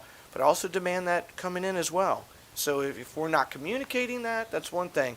But I don't know, and obviously you would know this a lot better than I do. You're there with it every day. But at some point, we're just not here for, indefinite. I mean, I'm sorry. It's just, nothing's free. Have they gotten approval on the traffic light yet? Last I heard, the design request was with State Highway being reviewed. I have not heard whether that was approved yet or not, because with traffic signals such as that, there's a design request form the traffic engineer has to submit to basically lay out the light, the lanes, and the phasing of the light, and then that has to be reviewed by Department of SHA. I don't know if that's been approved yet, but I know it's under review. People are not going to be happy when that light goes in. Well, Hopefully it'll be a smart light. That's a perfect example of them needing more time, because if that doesn't get approved, the whole project gets shut down. Well, I don't know why the state wouldn't approve. They've already put the intersection in. But they don't have it in writing. Anything can happen, you know what I'm saying, until they get it in writing. Well, they gotta approve the phasing of the signal itself, so the timing of the light, more or less. Not necessarily that there will be a light there, just how the light's timing and phasing is designed is what the design requested, basically. They tell us entails. none of those lights in Prince Rhoda can be timed or phased. Well, that's part of the review process. As the new kid on the block, new guy on the block. The way I understand this, March 10th of 2020 is when the original quote-unquote contract went into place, and or possibly a down payment was made or something like that. I'm trying to put a timeline together. Put a timeline together, thank you. And now we're almost exactly 2 years past that point. An appraisal of the property was done obviously prior to March of 2020, which gave them and us a guideline of what the value of that little piece of land was. We're now a few days shy of that 2-year mark beyond that, and I know residential real estate has skyrocketed in the last 2 years. We're still holding at that price point. We have a contract with them. Now we're looking at the possibility, if there's another extension, of being almost just a couple of months or 3 months shy of being 3 years after the contract, still based on the same price point of the sale of the property that was appraised 3 years prior. I know I personally would love to buy a piece of property based on price from 3 years ago. So,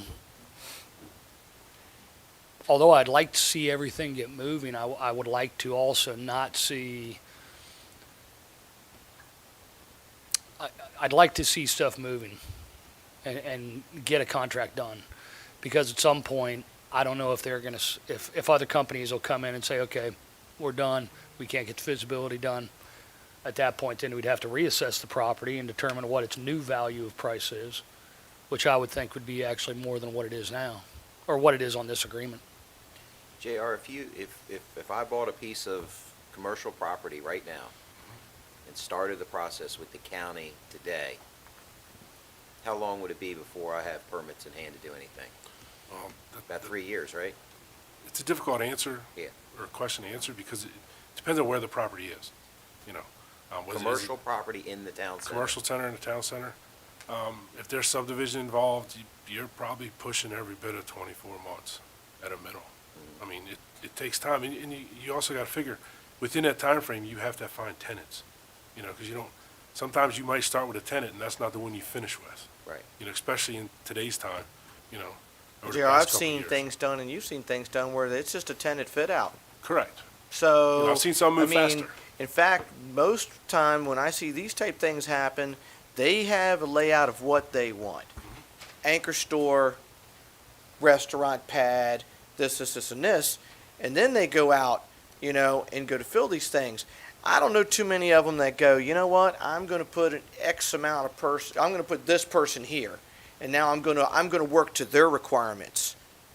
You know, now as brick and mortar gets harder and harder to fill, maybe that has bridged that gap a little bit between landlord and tenant, but typically landlord dictates everything. Yeah, And but- tenant adapts to landlord. I mean, most of the situations, like they knew they wanted an anchor store that's somewhat of a grocery store. Right, and So that that's one what they play in. But- may play with a little bit. Right. The actual tenant may vary, and depending on who you have, it might slightly change the size of the store, loading dock requirements, parking requirements Sure, that they want, sure. you know, so forth and so on. Square footage, things of Correct. that nature. That's right. You know, and I think one of the bigger hangups right now with this and why they're asking for an extension is also the deadlines they have to meet to get to public meetings. You know, like right now, we're up against a planning commission deadline. You know, they need planning commission approval, if I understood the agreement right, to be able to move forward with it. Well, planning commission is generally the third Wednesday of the month, and usually you're 2 to 3 weeks out of that to get on the agenda and everything planned. That doesn't give the staff time to review the next plan that's coming in order to say yay or nay to go to planning commission. So that's one reason why they're looking to push it out, I think, is to June. Because that would give us time to possibly make the April meeting, if nothing else, to May at the latest, to have the planning commission approval so they can move forward with the agenda. I believe that's why they probably used the June deadline with possible extension. But 2 years into this, and if how close are you to the light? I would say, assuming everything comes back as discussed in meetings we've had with the design consultant and the reviewer, we're probably looking at a few months, you know. So the March 24th, 2022, there will be a planning commission meeting on March 23rd, I believe so. Wednesday night schedule. So that's that date. Look, at the end of the day, for my 20%, I'm not trying to kill this deal. I think Commissioner Hart's point with a tenant base, that's based on preliminary approval from the planning commission, what you're saying. And that's what they're seeking. So, with that said, I guess Proposition Steve just says cut it in the middle and strike November 4th, 2022. Gives them a little time to get it squared away before the 6th of June. Is that a motion? Can be. Can you explain that again, please? So your motion is to just go ahead and give them till November the 4th of 2022? No. Oh, I'm sorry. That's what why I what I need an thought, explanation. No, my motion is to, in essence, go forth with the request, but strike with further right to extend that date again to November 4th, 2022. So give them the one extension till when? Till June 6th, 2022. When, can they get to the planning commission by then and get approval? Should be able to, Twice. at least twice. They Maybe should be 3 able to get times. there in April or May. Since they've got this March 24th date, and they must be scheduled to be there on the 23rd. Well, that's the hopes. I don't know if it's actually on the agenda yet. The problem is, you know, even if they were at that one, to get settlement scheduled, you know, overnight. What if the planning commission doesn't approve it that night and they have further questions? It and- gives us the ability to come back in April and then in May before the June 6th deadline. And it also gives us the flexibility to bring it back on the agenda again. It's not on autopilot. Right. So, what about July or August? Would that be enough time? Do you I think? mean, you all can set the date, I guess, to whatever you so choose, past June. But the June date would give them at least multiple planning commissions to get to. With every if month need that be. you extend it, it's another planning commission date. Correct. Not to speak for the Director of Planning and Zoning, but Mary Beth Cook always plans for a kind of a rain date for the Planning Commission. So there can be more than one, but that's a special meeting, and we try not to do special meetings because they do cost us more money. But, you know, every month that you give will give an extra date for at least another official Planning Commission meeting. What if we give them till the date of final planning commission approval?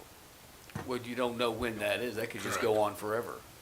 And I also want to correct Mary Beth Cook, Director of Planning and Zoning. It's the third Wednesday of the month. That's March 16th. There's an extra. So it would be the extra meeting on March 23rd. They've already missed the deadline to get on March 16th's Why? agenda. Why do they? Because staff needs time to prepare the packages, just like we do for the Board of County Commissioners, weeks in advance of the meeting. So they've missed that deadline. If we're going to have a special meeting on the 23rd, that's an option. I do believe they are shooting for the April meeting. So we shoot for the April, they hear it, they don't get approval that night, they can come back in May? It's possible. Does that, but if the planning commission has questions or any concerns, then that may not be enough time for staff to get back to them in order to get on the May. Correct. That's the problem. Because staff will have at least 30 days to comment or do whatever they're going to do. So necessarily, they might not get back on there in May. It could be June. Could be. Yeah. Depending on, you know, the comments or the questions planning commission has. Yeah. That's the thing, a question of what the planning commission is going to do. To digress and talk about dollars for a minute, is it my understanding that roughly $225,000 was quote-unquote deposited, and we're looking at, No. no? It's a land swap. There's a little piece of Okay. land over by the armory. So we're looking at 3.871 million roughly for Less the. 225. Less 225, okay. Part of where I'm having a little bit of a rub here is, again, talking about taxpayer dollars, that cost of 3.871 million equates at 3%, whether you call it cost of living, increase, interest, whatever you want to call it, is $12,900 a month of lost revenue to the county. In other words, if that transaction were to happen, that's interest that we could be earning on that and or money coming in now. Looking at it from a finance perspective, we'd be losing $12,900 a month. So how much interest have we made on it for the last 20 years? None. There you go. And it's We've going to been known it for continue. Right. If this project don't go forward, Right. whoever starts this all over again is going to be 3 more Right. years, Could be. basically. That's the issue is, we're gonna squabble over a few months here, and shoot this project down, and then it starts all over again. We gotta even find a buyer for it. So, I mean, it just, it don't make sense to me. We're at the final stretch of this getting through, and, Or you just find another use for the property. I mean, if that's the majority of the board's end goal here, then you should just come out and say that you don't want this project to move forward, and you want something else going there. So, I mean, we signed an agreement with them to move this project forward. We're in the final stretches of it. They've spent God knows how many hundreds of thousands of dollars to move this project forward. Well, And, if it doesn't then you're go gonna pull the forward, plug on it. if it doesn't go forward, then maybe you look at it and go, this just isn't that type of property to go that way, and maybe you find other uses. I mean, like I say, that train was moving when I got here 8 years ago. So, That train never went nowhere. well, there was plenty of proposals. There was charrettes, there was public hearings, there was, many, many, many presentations to the public over and over and over about what was going to happen, what wasn't going to happen. And to me, it either happens or it don't. And if it doesn't, maybe there's a reason why all these things don't go anywhere, and you really look at it for another direction. I mean, obviously, whatever 3 votes wants to do will carry the day, but, I mean, constantly kicking the can down the road. I got some advice probably about 6 years ago to set up deadlines, and I was told that was unnecessary, that we didn't have to do that. And, well, here we are. The deadline should have been set when it was there, and so, Mr. President, has there been a second to that motion? No. It was not. I'd like to hear the motion again. It's not. The motion, I believe the motion So was the for motion November was to 4th. strike everything, starting with the comma after June 6, 2022, down to where So if the I next could, comma is, and it starts "and to adopt." From what I've heard, I don't believe June 6th is enough time to get through the planning commission. And they don't have a meets and bounds yet? They do now. That's part of this amendment. It's added to that to give you the legal description of the property to define as 12.58 acres, I believe. It is what says to adopt it. Correct. What does that mean? In other words, to have it in the amendment. agreement, in the amendment, because it wasn't in there previously. So that motion did not have a second, as I, If that motion fails, I'll enter a different one. doesn't have a second All yet, right. so. I mean, if there's no Say the second- motion I'll again, s- Steve. if I Okay. could, perhaps, Please. that section 13A read, "The purchase and sale of the properties closing be conducted by the escrow agent and will be held by mail and will occur subject to all condition precedent set forth in this agreement no later than June 6, 2022. And then the rest of the sections would stay the same. And adopt the meets and bounds. John, was there Adopting the anything in needs the and original contract about how many extensions they could have or anything? No, Commissioner, there were no, the agreement could be modified with the agreement of all the parties. Okay. So your motion is to leave it to the June 6th? I'll second it for discussion. I have a motion and a second that we delete, starting after June 6, 2022, after that comma, with for the right to extend the date again to November 4th, 2022, if final site plan approval is not obtained by March 24th, 2022, and then continue on. Is there discussion on that motion? Yes. Yes, sir. Has there been a deposit, quote-unquote deposit made on this property or this sale? And There if so, how was. much? Last November or I believe December? it was last November, and it was on the order of magnitude of $100,000, if I'm recalling correctly. Yeah. That was extended. The due date for that was extended. The due date for, That deposit, For that additional deposit, and that has been received? yes. yes. And is that refundable? At this point, no, it is not. Okay.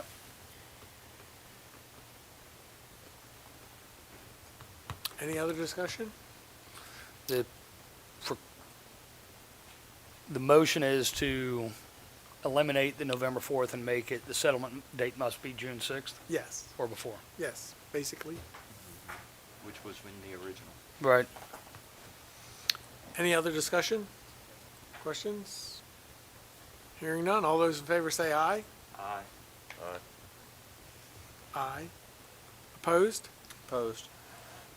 Opposed. Motion carries 3-2.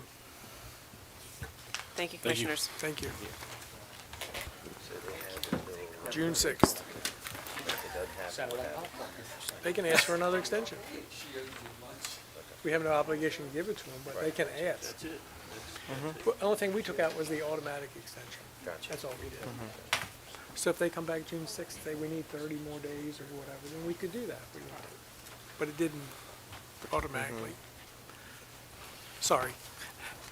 Next item on the agenda is new business, Department of Parks and Recreation, Flag Ponds, Living Shoreline, Maryland State Loan Budget Adjustment. Director Nizal. Hopefully you have good news. Uh-oh. Wow, following that. Good morning. It's still morning, Commissioners. This is in regards to the Flag Ponds Living Shoreline Maryland State Loan Budget Adjustment. Background: in August of 2016, it's hard to say a date that far back, with loan modifications in July of 2018, May of 2019, June of 2020, and February of 2022, the Board of County Commissioners entered into a project agreement with the State of Maryland Department of Natural Resources for a no-interest loan to design and construct a living shoreline at Flag Ponds Nature Park. The design is complete and all permits have been received, with the bid documents for construction pending. On January 26, 2022, the Maryland Board of Public Works approved an additional loan funding of $148,000, making the total amount for the loan $500,000. Discussion. The Department of Parks and Recreation, Natural Resources Division requests that fiscal year 2022 Flag Ponds Living Shoreline Capital Improvement Project 4453 be increased by an amount of $148,000, with 100% of the funding for the project covered by the State of Maryland no-interest loan. Budget adjustment 047 CIP was prepared by the Department of Finance and Budget. Fiscal impact. The loan will provide up to $500,000 for the project. The loan repayment will be included in future Natural Resource Division's annual operating budget. Conclusion recommendation. Staff requests that the BOCC approve budget adjustment 047 CIP for the increase of the DNR waterway loan of $148,000. Shannon, will that be enough to secure that area? Will that For protect the it? For the current phase of the project, that's about 500 linear feet. That should cover that project as we were able to work with the design folks and soil conservation along with MDE to look at being able to dredge, to be able to use that that sand from the dredge. Thank goodness to for be able that. to- You educated me on sand on another project. so Sand is thank- very interesting. Yes, Yes. so and you know, every day that goes on, that just makes it tougher, so. Yeah, so this should be able to cover that first phase of the project. The remainder phases of the shoreline erosion at Flag Ponds Nature Park is still up for discussion for the future, as those portions are not yet funded, but this first phase will be covered by this. Okay. Any other questions? Motions? Mr. President, I'd make a motion that the board adopt and pass a motion approving BA number 047 CIP for the increase of the DNR waterway loan of $148,000. Second. I have a motion and a second. Any discussion on that motion? Hearing none. All those in favor say aye. Aye. Opposed? Motion carries. Thank you, Commissioners. Thank you. Next item under new business, Department of Planning and Zoning, CLG fiscal year 2022 grant application. Morning, Commissioners. Morning. Morning. I'm Christopher Sperling, Historic Preservation Planner. I'm here today in regards to the CLG 2022 grant application for archaeological survey. Background: as a certified local government, Calvert County is eligible to apply for federal funds through the CLG program administered by the Maryland Historical Trust. To date, Calvert County has been awarded grants totaling approximately $300,000 through this program. The grant maker advises a cash match of 15%, but does not require a cash match. The county's match will consist of staff time for the administration, oversight, and review of the contract and archaeological survey, as well as volunteer hours. Past products supported by CLG grants include the money crop, Calvert County after the tobacco buyout, among many others. Most recently, a CLG grant funded the revision of the Calvert County Historic District Design Guidelines. Discussion. Fossil hunters searching along the beaches below Calvert Cliffs found numerous 17th century artifacts and reported the location of the finds to the County Historic Preservation Planner. The location of the discovery suggested an early colonial site may be eroding off the cliff above. Early colonial sites are exceptionally rare. Currently, only 25 of the 547 archaeological sites recorded in Calvert County, representing less than 5%, date to this period. Accordingly, it is important to gather any data the site contains in order to better understand this foundational period in the historical development of the county. The proposed archaeological survey offers the best means to determine if a site remains and, if so, where.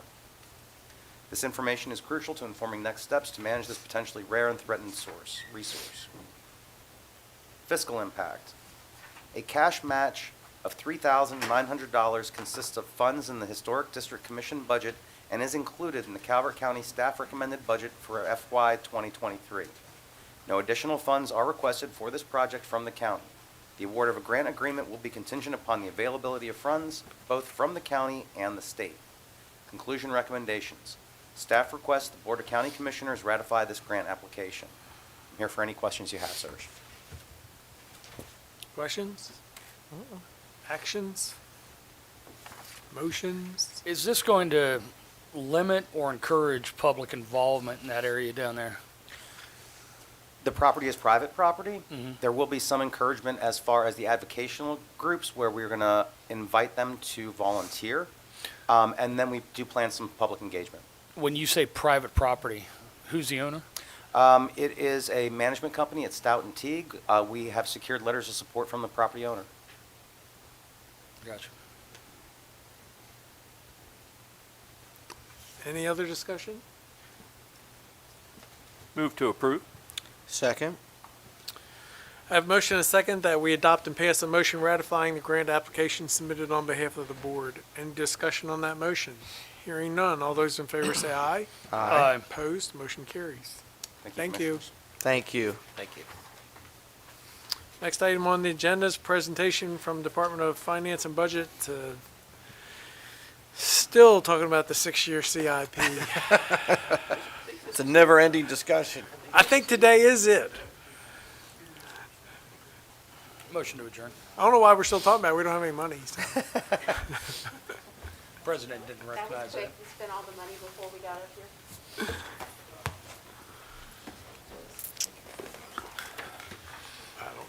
Meetings going on, I don't deal with them. Yes, Morning, ma'am. Commissioners. Good morning. Veronica Atkinson. No, afternoon. Yeah, afternoon. Afternoon. 3 minutes. Veronica Atkinson, Finance and Budget Capital Projects Analyst. I'll read the memo. Background.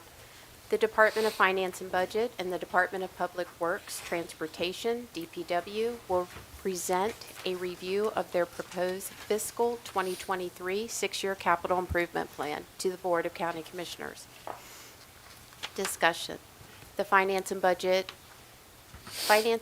review DPW's transportation FY 2023 to FY 2028 six-year CIP staff recommended budget requests totaling $35,850,925.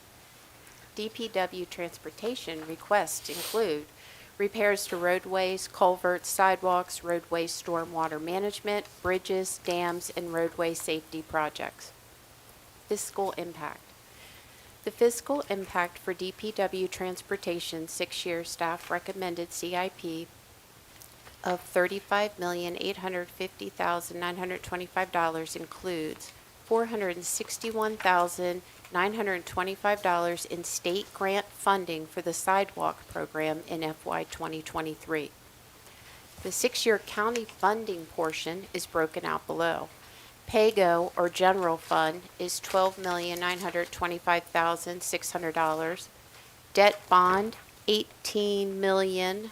Did I say million before? It's million. $18,699,788. Excise tax, $3,763,612. With the excise tax, only 3 departments can utilize that money. That's Parks Board of Education, Parks and Rec, and Department of Transportation. The total county contribution, $35,389,000. Conclusion recommendation. Staff is seeking the BOCC's direction on DPW transportation staff recommended 6-year CIP projects.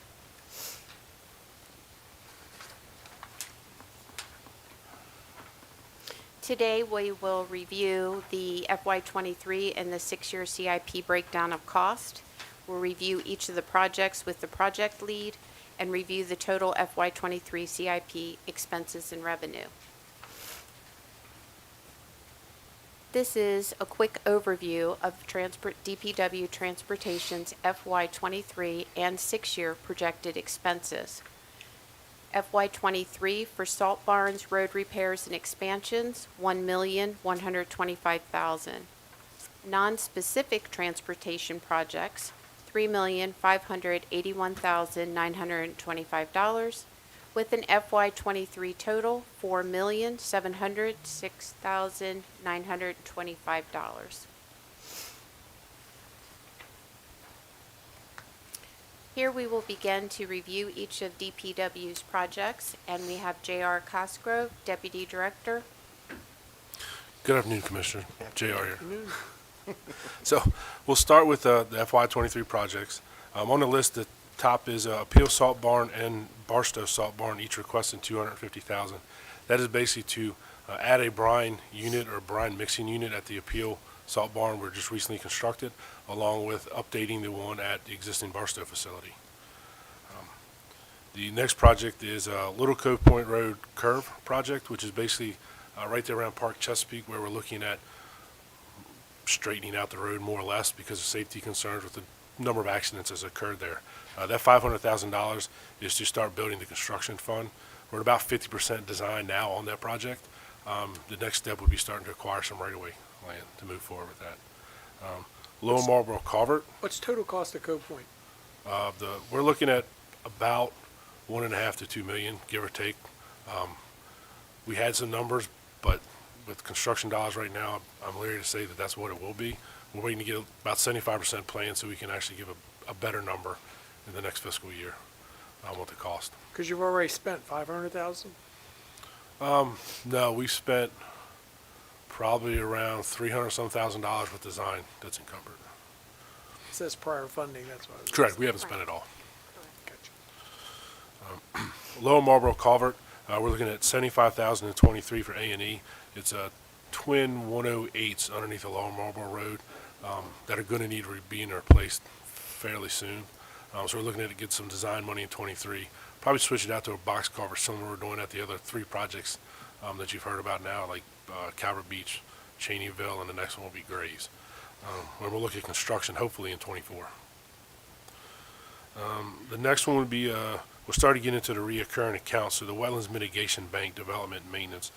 We're asking for $50,000 in FY23, and that's just pretty much a standard ask for us to maintain the existing wetlands we have now for inspections and maintenance for any noxious weeds that shouldn't be in there to have removed, so we can get our full credits from MDE for the wetlands. Do we have any questions? I do on the Lesbian Park extension when you get to that. Okay. Well, that was, I believe, on the sheet we just were on. What's your question? So, gentlemen, I believe it's harmful to the folks at CRE. I have seen that, heard pluses, minuses all the way along, but there's absolutely, in the future, it is going to be very harmful to the folks at CRE, especially if certain projects go through. It put way too much strain on those residents there. in a perfect world, if nothing ever happened and it was just another way out of there, I could see that. But that's a three-way stop, and it would be encouraging traffic to come back towards the Ranch Club. So absolutely no way should we support that at all. That is going to be a problem for them in the future. So. That's in the out years. That doesn't start until 25. Correct, it's in the out years. So I'm hoping that we're not dedicating any funding to that. We haven't to date. Huh? We have not to Right. date. It's just in there for information. Yeah, so, That'll come up next year. Possibly.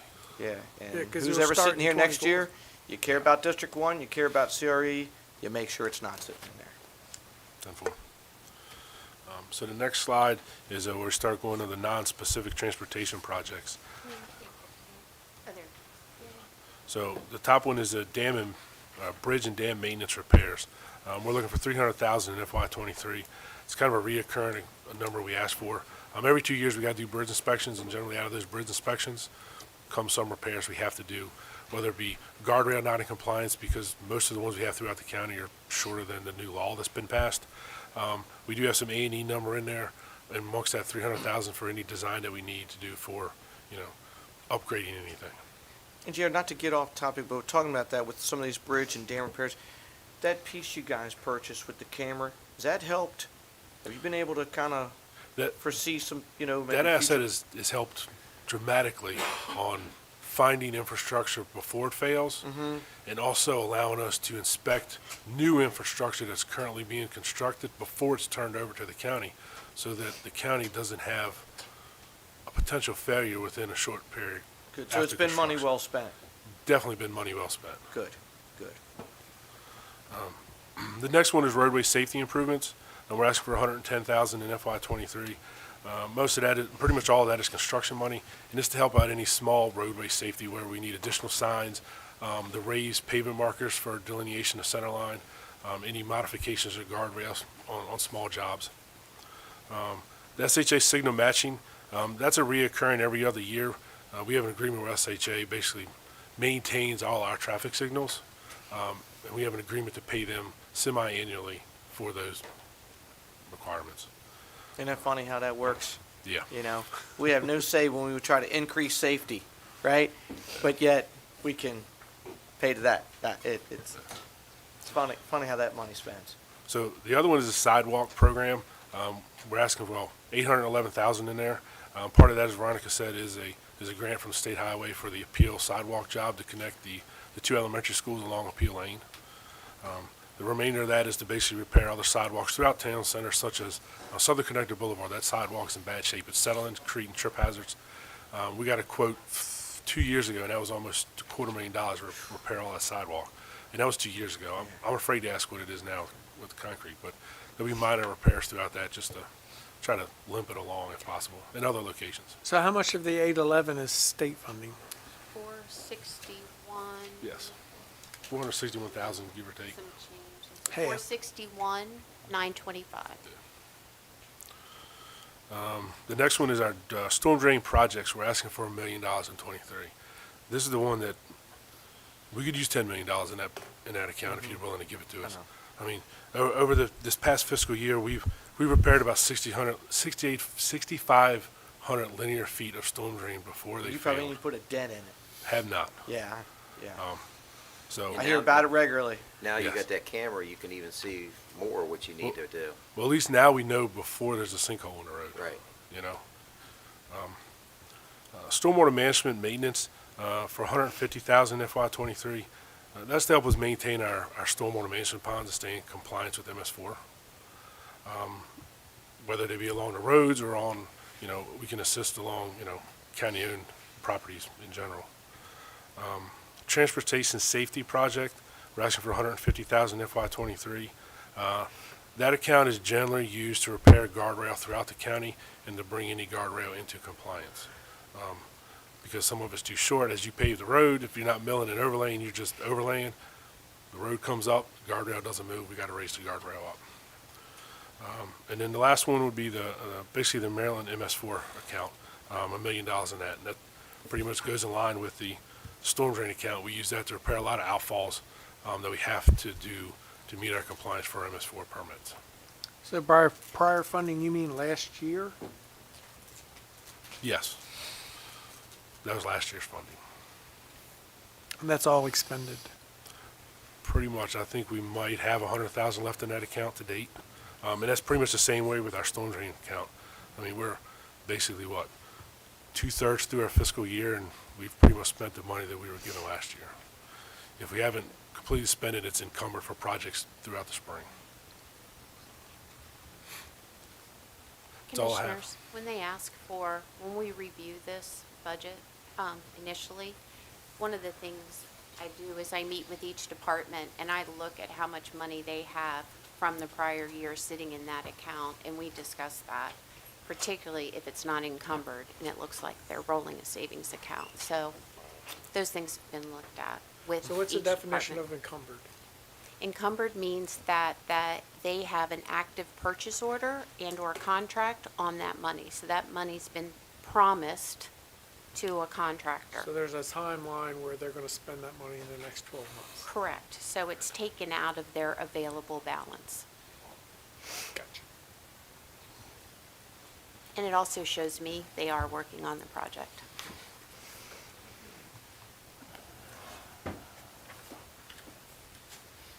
Do we have any more questions? Because honestly, this is a quick one today. It is. Why are you jinxing it? This is the last one, isn't it? Yes, yes, it is. Then we get to the fun stuff. So this is our total FY23 expenditure and revenue summary. So the highlighted light yellow shows each functional department's proposed fund request for FY23. And starting at pay-go and moving over to utility fees, capital connections, and other, which is only used by enterprise fund, are how they plan to pay for each of their projects that they're requesting. We are currently at $54,834,087. Commissioners, thank you. Thank I you. am Thank done you. asking you Thank for you. money for right now. Till next week, right? Thank you. Maybe. Thank you. Thank you all. Thanks.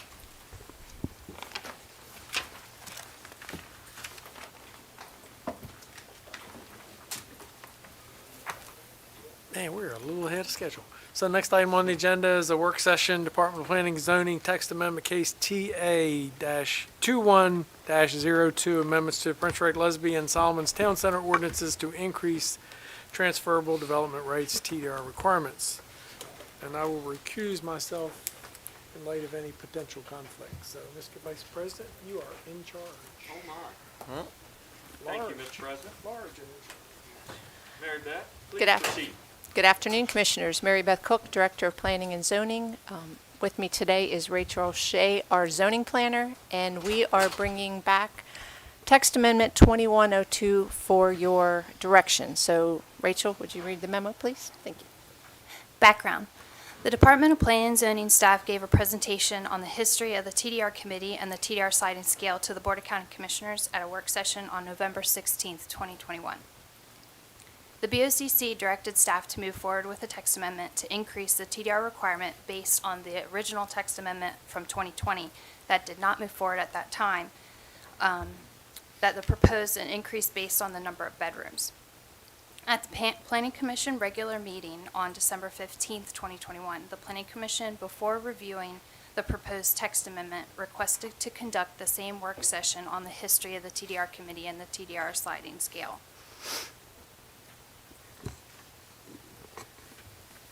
The work session took place on January 19th, 2022.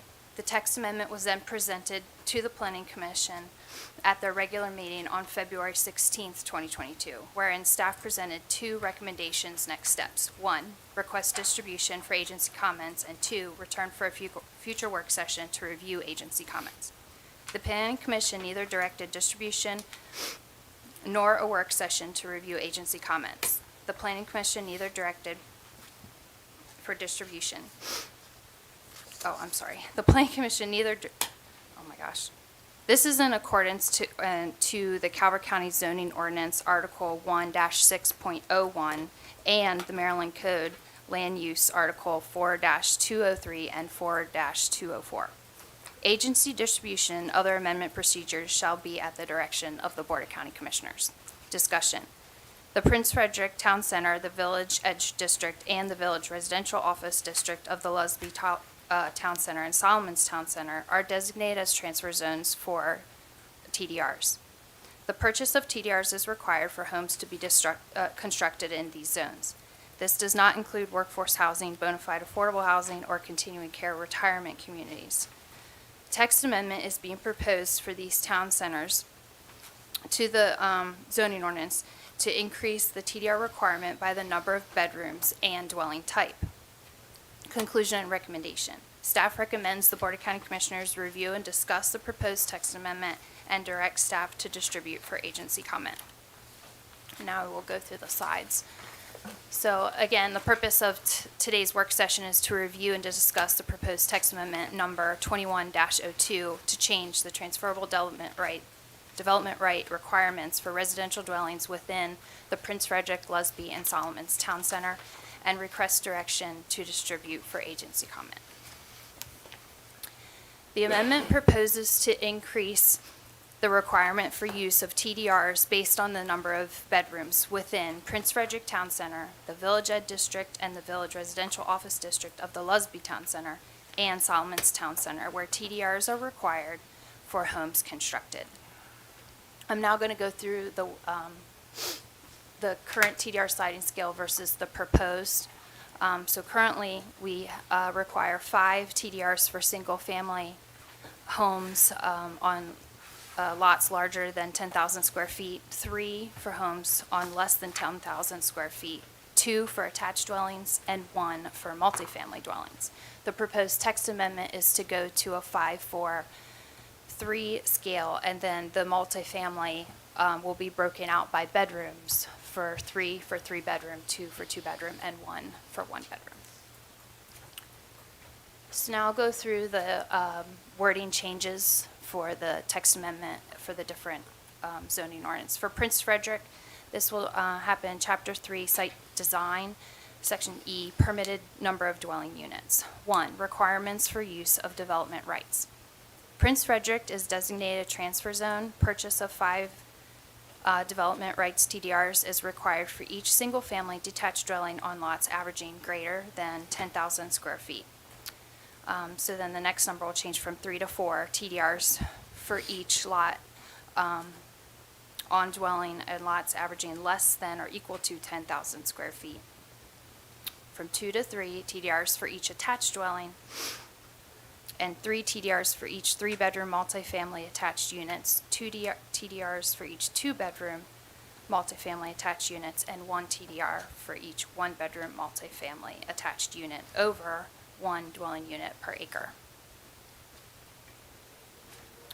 So this same general wording change will also take place in the Lesbian Town Center zoning ordinance for Article 4, Transfer Zone District 4-0, designated transfer zones.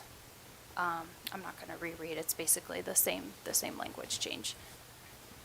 And then the same language again will be changed in the Solomon's Town Center zoning ordinance, which is located in 2 different sections. The first being Section 5-1.08, residential density, minimum lot size and lot width requirements in the Solomon's Town Center. Section B, application of transferable development rights.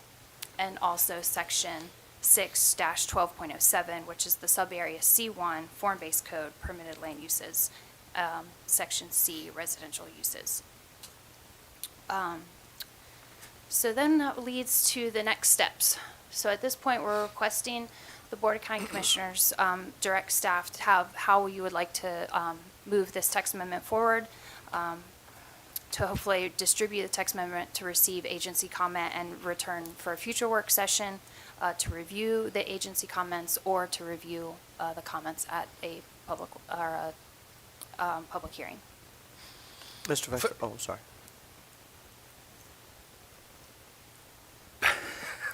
Go ahead, Thank go you. ahead, Mr. Vice President. Thank you very much, Rachel.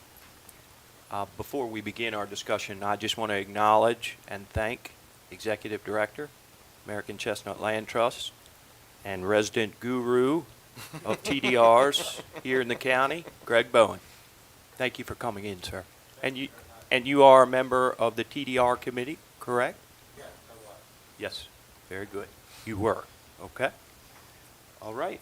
So without further ado, discussion.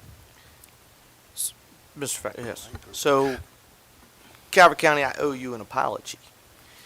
You know, I had the privilege when I first got on the board to witness Southern Pines expansion. And at that time, I was told by Commissioner Clark, Delegate O'Donnell, you've got a problem. You don't have enough affordable housing for seniors. Affordable housing. Brand new.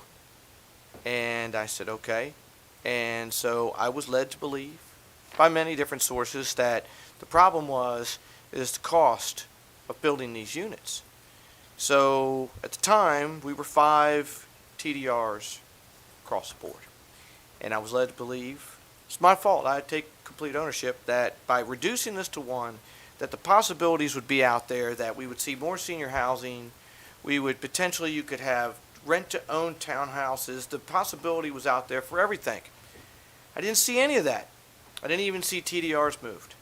I owe you that apology. You know, you don't pay me to make mistakes like that, and I can't hide from it. The record is the record. But I can't continue to do that, because then I don't recognize my own mistake. So when I look at this, and I see 1 for 1, why? For what? What does it accomplish? It doesn't move TDRs. It doesn't accomplish any of those goals of addressing what do we do with our seniors. And I recognize not everybody wants to own a house. There is a room for everything out there, but we've achieved that already. There's plenty of apartments out there right now. I've always believed Calvert County is a residential area. It is a single family. I've always believed that. I've always believed having skin in the game. And I just can't apologize to you enough. I'm so sorry. I really am. I've made a lot of mistakes in life, but it was a major mistake. Being trusting is maybe a character flaw. You know, you try not to be that way. You know, but it's a mistake. And gentlemen, going forward, I just can't see a reason. I don't understand. You know, the Planning Commission did not go with even this. I did not think this even addressed the problem completely. I did not get an explanation.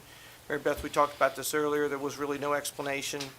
They just... Their only explanation was they did ask during the presentation what the recommendation of the TDR committee was, and we passed on their recommendation that they would like to stay with the current TDR sliding scale. Mm-hmm. I mean, we have many issues as far as traffic, sourcing water. I mean, we've already heard even that water and sewer was addressed. That was brought up, I mean, to major issues. We've got a lot of things to fix first. I can't see making the condition worse and then trying to fix it. Let's fix where we are. I mean, right now, schools, we've got a little room in there, but what do we hear teachers say? We were already up to it. We already got 25 kids a classroom. We've got so many things to address. I've been to every bond agency meeting. And New York always said consistently, you were growing at the proper pace. Well, we've seen a big uptick here. I know why people want to come here. It's a great place to be. And I get that, but this isn't the way to do it. It's not the way to do it. And I implore my fellow board to take it back to where it was. We didn't accomplish TDRs. We don't have an adequate road study. And I'm going to tell you a story. A couple years ago, I was contacted by a person that wanted to put apartments on Dow Road. Called me and he says, Mike, this is what I want to do. Why are you calling me? Because right now the zoning isn't conducive for that. So why are you calling me? Because I want to change the zoning. I says, okay. I said, do you have adequate schools? I don't know. We spent millions of dollars as taxpayers to get Dow Road to it's probably the best road in Calvert County. It's a single lane road. You're going to put all that traffic on there. Crickets. I'm sorry, I can't be a part of any of that. And so I'm not condemning anyone's projects or anybody's things. I'm just saying to put on taxpayers more traffic, more need for water, more need for septic. We're not built for it right now. We just can't afford it. And sorry to drag this out in the soapbox, but I had to say it, and I can't apologize enough, and turn it over to you guys. So I have, if I can speak. Go ahead. Yes, sir. So, Please. I attended the planning commission meeting, and it was, I tell you what, it was very, very educational. That's the second one that I went to in a row. But I was really, when Jenny showed the growth chart, was just unbelievable. So in 1930, the growth in Calvert County was 10%. In 1940, it was 15.4%. In 1950, it was 30.8%. In 1960, it was 30.7%. In 1970, it was 67.5%. In 1980, it was 48.3%. In 1990, it was 45.1%. And in 2000, it was 19%. And I can go on and on and on. And in the last 10 years in Calvert County, the growth rate has been less than 0.5%, if I'm correct. So the growth is very slow right now. So I think imposing, we put this TDR committee together to make the recommendations to the board. And then we have a planning commission in place that made the same recommendation that they did. So, I mean, what do we have these boards in place for if we're not going to, even think about taking the recommendations? I mean, Greg Bowen, who's, like you said, is the guru on this. You served on the board, and that was his recommendation. So, my suggestion, my percentage would be to stick with the recommendation. Mr. Vice President, since Commissioner Conkey spotlighted Mr. Bowen, can we ask Mr. Bowen what his thoughts are? That's Mr. Bowen's prerogative. I don't know that he came here County to Attorney? speak, but if Mr. Bowen, that's would your you like pleasure, to sir. speak on that? May I address real quick first, respectfully, Mr. Brown?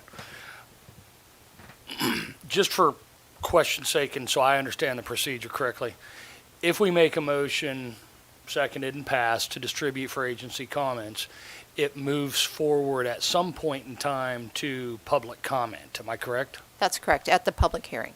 Okay, at a public hearing. Yes. If we do not, and we return for future work session to review agency comments received or something else, the public would not necessarily have an opportunity to address this issue, correct? That would be third bullet. You eventually have to have a joint public hearing to adopt it. In sequence. Right, So, understand. yeah, it's just how many steps do you want to take to get to the public hearing?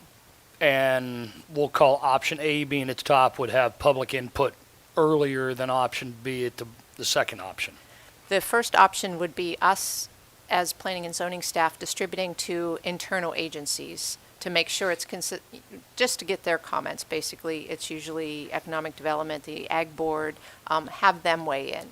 Then we would bring those comments back to you, or we could bring those comments to you at a joint public hearing. It's just how many steps do you want to take to get to the public hearing? And to Director Cook's credit, this is basically the protocol for any text amendment. Text amendment, yes. That comes to us. Right.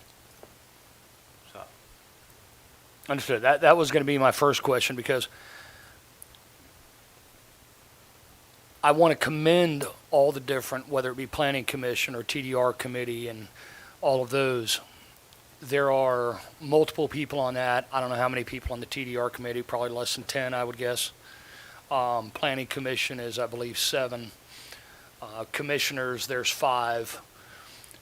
But there's 60+ thousand adult residents in our county who have put us here to make the decisions on that, and listen to the Planning Commission and listen to the TDR Committee and take those things into account and determine what they want to see for the future. For I'm going to say for the last quite a few years, I have not had a single person come to me and say in this county that they want more condos and apartments that are not based on senior housing or something like that. The senior housing, if I remember correctly, under this footnote 1, the use of TDR shall not be required for age-orientated housing that complies with Section 5.5 of the Calvert County zoning ordinance. and which are properly submitted prior to July. Now, does that still apply today, or is that just something that was grandfathered previously? That still applies today. Okay, so the TDRs, if I can understand this, because to me, this is kind of a big deal. We've always been asking for senior housing, et cetera. Am I understanding that the senior housing is exempt from the TDR process and density? I don't think this note specifically addresses it, but elsewhere it does, yes. Okay. So if it was submitted after July 1st, we don't To apply me, that's TDRs huge. to senior housing. It is. To me, that's huge, because that right there takes care of one of the big issues that's addressing us and looking at us in the face, that whatever we do with the TDR program or whatever the case, if a builder wants to do affordable senior housing, he can opt not to deal with the TDR program to build high-density 14 dwelling unit per acre or whatever in high-end apartments, condos, stuff like that. But he's always got the ability to do that at a significantly cheaper rate for senior housing, which I just realized that when I was reading through this document. To me, that's a huge bonus. And I think that really needs to be taken into account. I know that I took that into account when I just thought about this morning when I was looking at it. Thank you. So I have a question, Mary Beth. What did the committee consist of? Like, how many business people, how many farmers, that type of thing? What did it consist of? We had farmers, we had developers, we had the chamber, who else? Real estate agents, staff. Okay. Yeah. Thank you.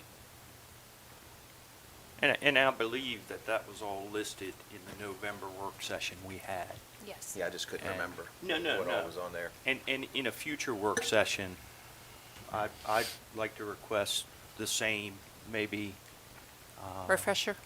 Yes. Yes, okay. Yes. And that's why I exactly. say, Mr. Vice President, if we could Yes, sir. potentially have Mr. Bowen speak, because you were part of that, correct? At your pleasure, sir. If I'd be happy to. Thank you. First of all, let me just say thank you to the staff for leading a very professional process in working with disparate bodies in terms of trying to get recommendations back to all of you about the whole land preservation transferable development rights program. I think they did an amazing job and, fair effort in reporting things back and doing this. Today I'm speaking to you as an individual, and all the recommendations have come to you, and you've had the opportunity to review them all. And so you get to pick through what recommendations you want to pursue and which ones you don't wish to pursue. Speaking as an individual, I think it's absolutely a good idea to do just what has been recommended in terms of considering some changes to the number of TDRs being required. For the very reasons that Commissioner Hart was pointing out, is that there are significant growth issues related to Calvert County. Calvert County went through the last decade through an imposition of a moratorium on subdivisions for a good period of time. And after the Great Recession, a lot of factors slowed growth down during that period, and there's no guarantee that that won't pick up again in a big way, depending on what growth is allowed in Calvert County. And so I think that with the issues that Commissioner Hart was pointing out in terms of the traffic, it's a legitimate issue which was not properly addressed with the traffic studies that were done for the plan. And that's not a shot at the planning staff. That is, you bring in professionals and you ask them for studies, and it really wasn't addressed. The through traffic and what the impact of 10,000 new houses would have on not only Prince Frederick, but the whole Route 4 corridor was never really addressed. And they never really addressed the state planning the state highway recommendations about all of the the intersections that would be impacted by growth in the long term. I think the commissioners need those kind of real reviews before significant changes happen with respect to Prince Frederick and otherwise. But meanwhile, right now we have an issue of TDRs. And I think what is being suggested is a valid option. It addresses, the intensity of the use, basically. A single-family apartment has less impact than a single bedroom versus 2 bedrooms, and so on and so forth. And that's even reflected in the adequate public facilities count for how many children are generated per household type. Okay, we expect more kids for a single-family home than we do for a 1-bedroom apartment. So, growth issues always need to be on the table for a county that has experienced all the growth that we've had over these decades. And I think that this is something that the Board of County Commissioners has a right to take a look at. And I think it should. Thank you. Thank you. Thank you. One other thing I'd like to just mention in reference to the growth, I don't know how difficult it would be to pull the data, but the census that we've talked about so much, the 2020 census, where we saw 4.6% growth over 10 years, is that correct? 4.6, 4.9, something like that, over 10 years. Yes, sir.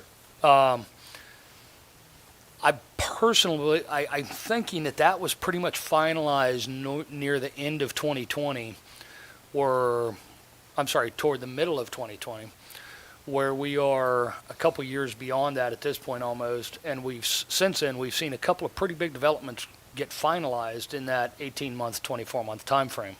Those people have moved in and whatnot. So I think this last year we might have been above that 0.46 growth over the last 2 years we were blessed with in the 2011 to 2020 period. I would really, really like to hear public input on this. And with that being said, I'd like to make a motion to distribute this for agency comments as suggested by Planning and Zoning. Second. All right, we have a motion on the floor. We have a second. Any discussion on the motion? I think that's a good idea. I would like to hear some public input. We've made a lot here recent about wanting more input with parents and schools and to hear what they say, and I think we need to reflect that same latitude when it comes to when it comes to us. That I would like to hear what the public thinks about that personally.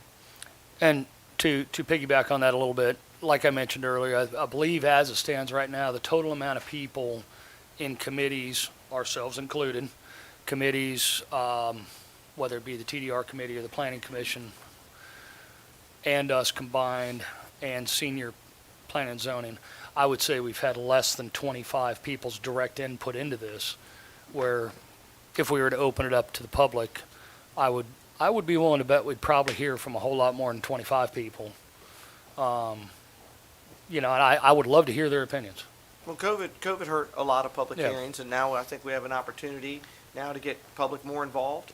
In a true presentation, what does this mean? What does it bring? What does it, as far we know we have to overhaul this traffic study. I mean, even the ones that I've heard, I'm going, this is so unrealistic because we're a bedroom community. Are you looking from 6 in the morning till 9 and looking from 3 to 7? Or are you taking the entire day and crunching the numbers that way? And that's what they do. And they go, because you can make a number look however you want it to look sometimes, and you take that 12-hour period and you go, well, over 12 hours, it's easier. So I would welcome that. My position would be to leave it the way it is. We sent it to the TDR committee. They recommended to leave it alone. Planning Commission recommended to leave it alone. And it just keeps coming back around. Keeps on coming back around. Let's send it to this person. Let's send it to this person, and just until we get somebody to cave in and we get enough votes to pass this thing. That's how I feel. It just how fast it gets back on the agenda after it was just in the planning commission meeting. It's just, it makes me think that, what's the reasoning behind this? Well, to me, it's the impact.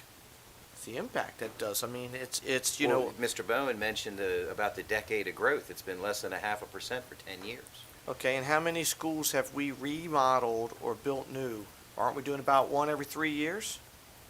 In the last 10 years? No, I here believe so. recent. Northern High School, Northern Middle's on the books, Beach. Those haven't been built yet. That Yeah, hasn't but been they're over the last decade. to be built, and they're on the CIP request. Well, they're over 50 years old. I'd heard Mr. Bowen actually, I thought, encourage us to move forward with, hearing from other people. If Well, I I'd be can, curious to know what changed his mind when you voted for it to stay the same when he was on the committee. That would be my question. And not, this Sure, isn't a punch at you or anything, but the growth has been less than 0.5% for the last 10 years. And when you were in there, it grew 60 and 70%. Not your fault, because everybody came to Calvert County for the school system. So you had a lot to deal. I can't imagine what you had to deal with, and what were people complaining when it was growing 70%. As opposed to people complaining now at less than 0.5%. Yeah, the deal that came forward from the TDR committee was a compromise.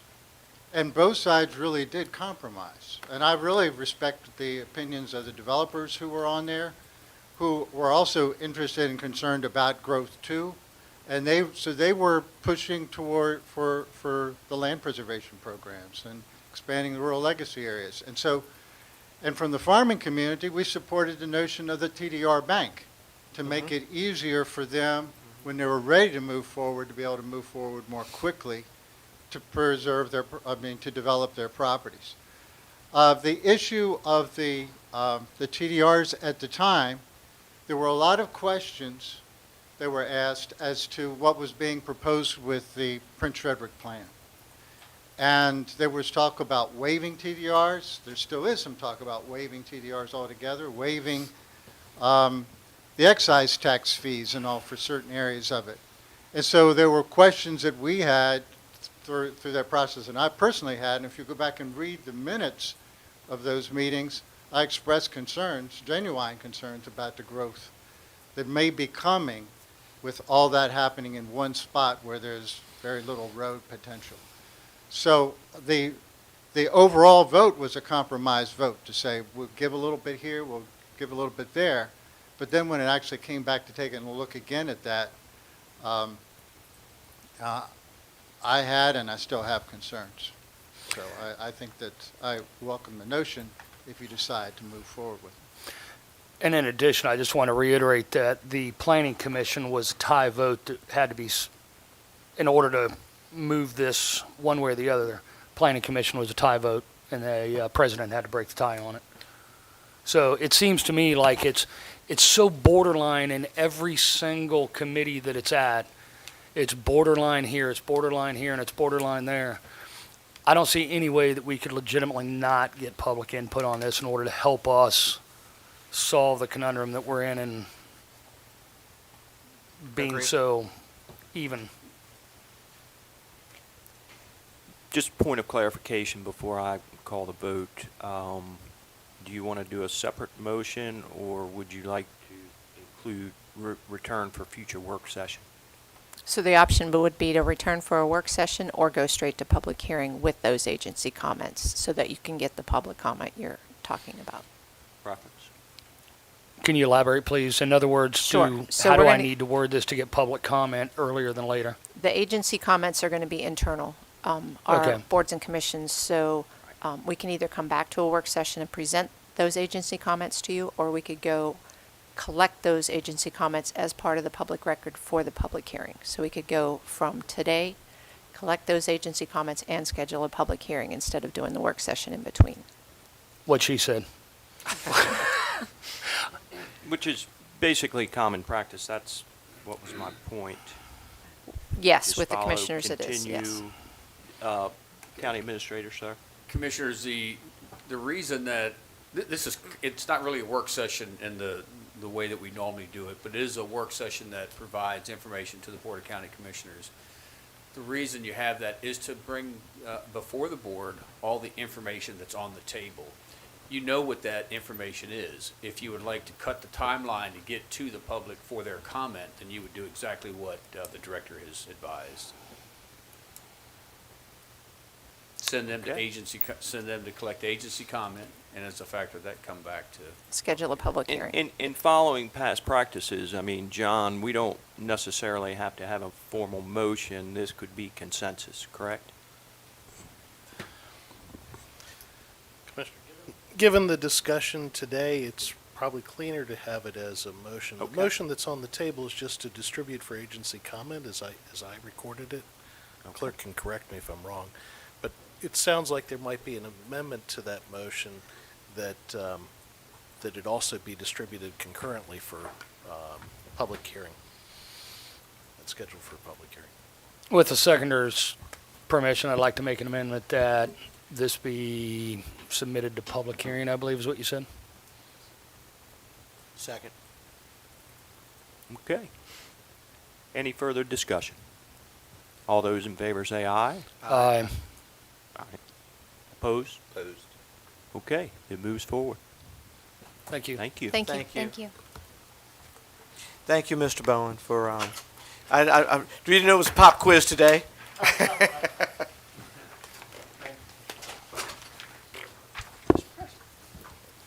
You got a long break there, buddy. I had lunch. Now, that ain't fair. That is wrong. Broccoli sleeves Thank you, too. Mr. Vice President. Yes, sir. So we're at that point in the agenda for public comment. Is there any public comment? So we'll ask anybody that's on the line that wishes to provide public comment to please press *9 to raise your hand. You'll be identified by the last 4 digits of your phone number. Anybody in the audience that wishes to provide public comment, let me just read this very quickly. County Commissioners have adopted rules to maintain the order and decorum in keeping with the dignity of the government process. A copy of that is found here to my right. And the lobbyists include those who seek to influence local policy and are compensated for doing so, or provide gifts to local officials. Speakers and public comment are strongly encouraged to review the Calvert County Ethics Ordinance and register in advance if required to do so. Caller 2590, we are ready to receive your comments. Please state your name and address and whether you will be speaking as an individual or as the designated representative of a group. Please press *6 to unmute your phone.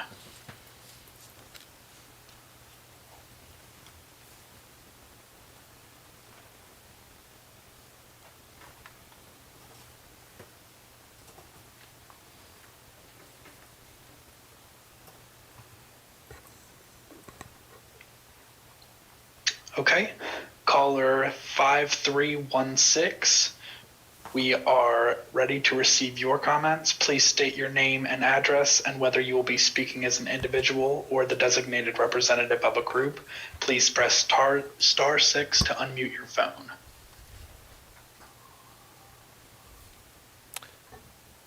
We've been advised no one has raised their hand on the telephone. So proceed with in-person comments. If you please come up, identify yourself, name and address, and whether speaking as an individual or the designated representative of a group. Yes, my name is Cassandra Okumabwa, and that's spelled Okwumabua,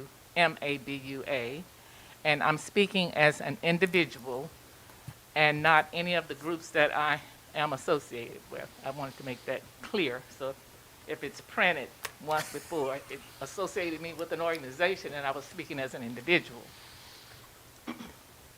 And I'm a 20-year resident of Huntingtown, Maryland. I'd like to thank you for the opportunity to speak to you today. I am here to express my concern at last week's BOE meeting, of which 3 of you were in attendance. The behavior displayed by the public was deplorable, to say the least. You sat there, those that were in attendance, as a member of our community, while the public broke decorum. You are aware the public is expected to maintain a decorum such as the case at your BOCC meeting today and any of the others that you've had. For those of you in attendance, You witnessed the public shouting, cheering, jeering, dog whistles to incite those in attendance. I was appalled to witness one of our elected BOCC members standing, clapping after speakers, which in my opinion only added fuel to the fire and only encouraged the crowd more. I was very, very disappointed. That's the reason why I'm here, because I feel it's my civic duty to speak out. I believe in our constitutional right, freedom of speech, but with civility and respectfulness, which wasn't done at our BOE meeting. While some of you here today sat idly by and even participated. I would like to remind you that we are still in a pandemic and that the BOE has not thrown our kids under the bus, as it was stated by one of the speakers, but they are trying to protect our children.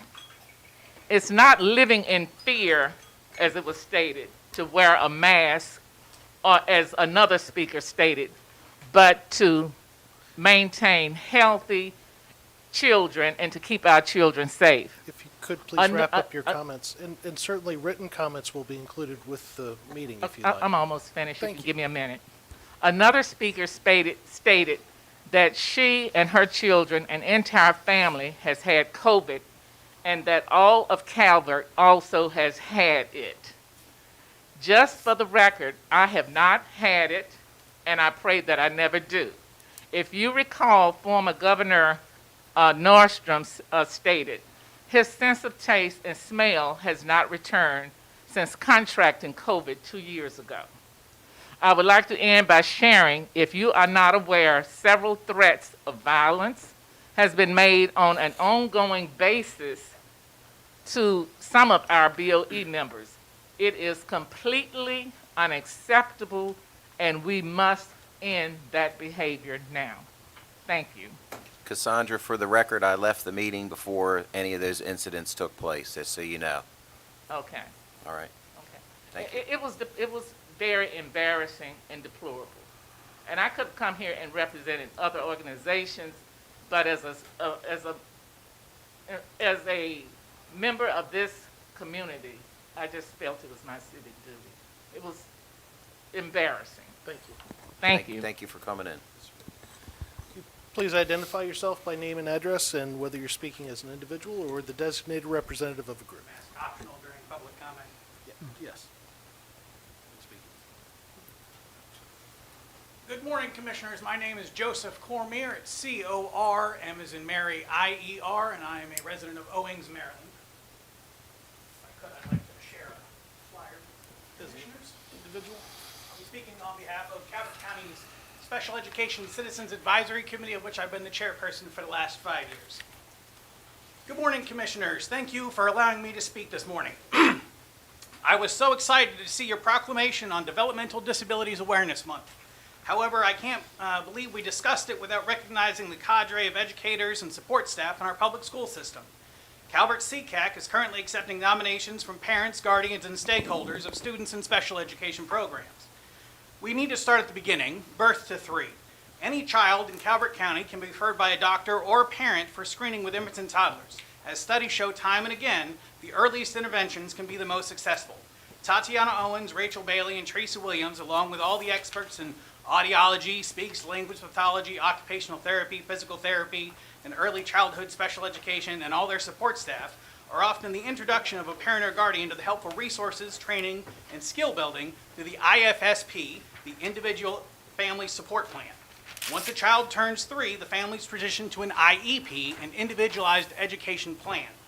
The Child Find team, led by Christine Sabarese, Lisa Knight, Janelle Law, and Betsy Terrian, and other Child Find staff members, are often another first point of contact for parents when they enter the special education system. These services can be provided in the home, in the office, or even in daycare settings. Once a child turns 5 and they enter the traditional public school setting, and I'd like to point out here that parochial and private schools have no obligation to serve these students at all. From here, students are assigned an IEP team, and the parent is the only permanent member of that IEP team that stays until the child is dismissed from special ed services. At minimum, they will meet yearly to discuss goals, progress, accommodations, and supports that evolve from year to year. The team can be as few as 2 educators or includes specialists in speech, OT, PT, adaptive PT, social workers, psychologists, nurses, transportation, board-certified specialists in autism and ADHD, and the list goes on and on for all the different specialists. At this point, a student can stay on an IEP through the end of the year, or they can go until they graduate, and they can go all the way up to age 21 in special ed services. Some students transition to a 504 plan. Some students get dismissed from special ed services, and later on are brought back into special ed services. It's a constantly evolving thing. The IDEA requires that the school system provide these services in the least restrictive environment, which can range from gen ed classrooms with push-in or pull-out services, to the amazing classrooms at Calvert Country School, and in most extreme cases, in out-of-county placements like Kennedy Krieger. If only our county had more resources that parents could use in county without putting their kids on a bus at 6 o'clock in the morning to go to Kennedy Krieger every day. At the end of the journey is Paul Riley and the transition team, who help students find job placement, volunteer opportunities, or get hooked into the College of Southern Maryland. So thank you for recognizing all the amazing things Calvert County Public Schools and the BOCC do for Calvert County citizens with developmental disabilities. I hope in the future you will use me as a resource as we continue to work on the budget and the staffing plan and the blueprint implementation. Thank you so much. Thank you. Thank you. Thank you. Is there anyone else? So if there's no one else, that leads us to commissioner reports. Commissioner Hart? Thank you, Mr. President. I think anybody that's known me on a personal level, professional level, known I've always been respectful. I would love to see a time where I haven't been. And if I have, I humbly apologize. But I got to tell you, I did attend the Board of Education meeting. I attended as a father, but I do know my role. I do know that I'm an elected official, and that with that comes weight. I spoke very distinctly as a father, making sure that I acknowledged and not to include the rest of BOCC. I believe then, I believe now, that parents do have a choice in their children, that I do believe that parental input is the greatest input we can have. We must have parents' input in all facets of a child's education. I have sat at meetings that I thought maybe got a little loud or what have you, that I, wish it hadn't gone that way. But I try to understand the frustration of why some people are there. I'm not ever excusing any bad behavior. Respect should always be on the table. If we can't communicate, there's a problem. And that is, and in today's world we're seeing, all you have to do is look around the world to see what happens when you can't communicate. When you can't communicate and respect each other, you see what happens. But I will say that there has been a growing frustration in this country, in the world, with people not feeling that they're being heard. I have to commend Commissioner Nutter, he'll always be Commissioner Nutter to me, for asking the question that it seemed like the directive that was sent out to parents was policy. He has to ask that question. That's his job. Well, it was said it wasn't policy. I want to thank Don Belinsky for seconding his motion to discuss it. And I think that at that point, a hot button issue like that, parents want to hear what you're thinking. You can sit up there and you can always say, well, this, and this, but you're elected for your thoughts. Doesn't make it right, doesn't make it wrong, but you are elected. People want to hear your thoughts, and that's how it helps align them whether they want to reelect you or whether they agree or what have you. But no meeting in this county or anywhere should ever get to where we can't communicate. I don't think anybody would ever say that. But I do believe that when parents feel they're not being heard, and especially with children, it's very sensitive. And it can become a hot button issue. And,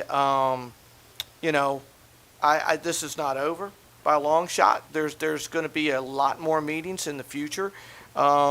It's been brought up many times, parents' frustration that they want to have more than 10 people be heard. things of that nature. People work all day long. I think they're frustrated that they even need to be at these meetings. I think that there's some opinion in folks that why don't even have to be here for certain things, that these are things that should be common sense issues. And even this weekend, the drama that unfolded about who was right on the law, we put a statement out. We put a lot of value in our attorneys. We understand that when we say something, we have to do everything humanly possible to be correct in the law and to be right. And I do value our legal staff. It's been said many times, I don't do anything without consulting legal on many issues. Even that drama there alone, showing that how we can't even converse on that level, that people need to take a breath. We need to let calmer heads win, and we need to have communication. And if we have to have separate public hearings on things where the entire county has to be involved, so be it. That's what we get elected to do. We are public servants. We don't have the option to say, I don't want to hear your opinion. We don't have that option. All opinions are welcomed. I embrace all of them. So I have sat in his chair and been ridiculed, called names on social media, at my job, everything. That is the life of a public servant. I embrace it. I understand it. When I first got on the board, there was a prior commissioner had asked something, and somebody said, with what they go through, I said, no. First time you run, you don't know. You have no clue. You don't even know where the bathroom is in this place. Second time you run, you know. Third time, there is no mystery whatsoever. And many of us have ran several times, so we know what we get into. We know what comes with that. And so I'm never going to fault anybody who wants to give me their opinion, good, bad, or indifferent. I always hope it's respectful. I hope it's constructive. But I'm not going to discourage anybody from coming to talk to me. Thank you. Commissioner McConkey?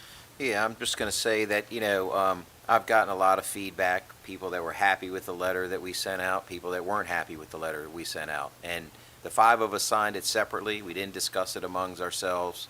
Some people were telling me it was a political power play on our part, and it wasn't.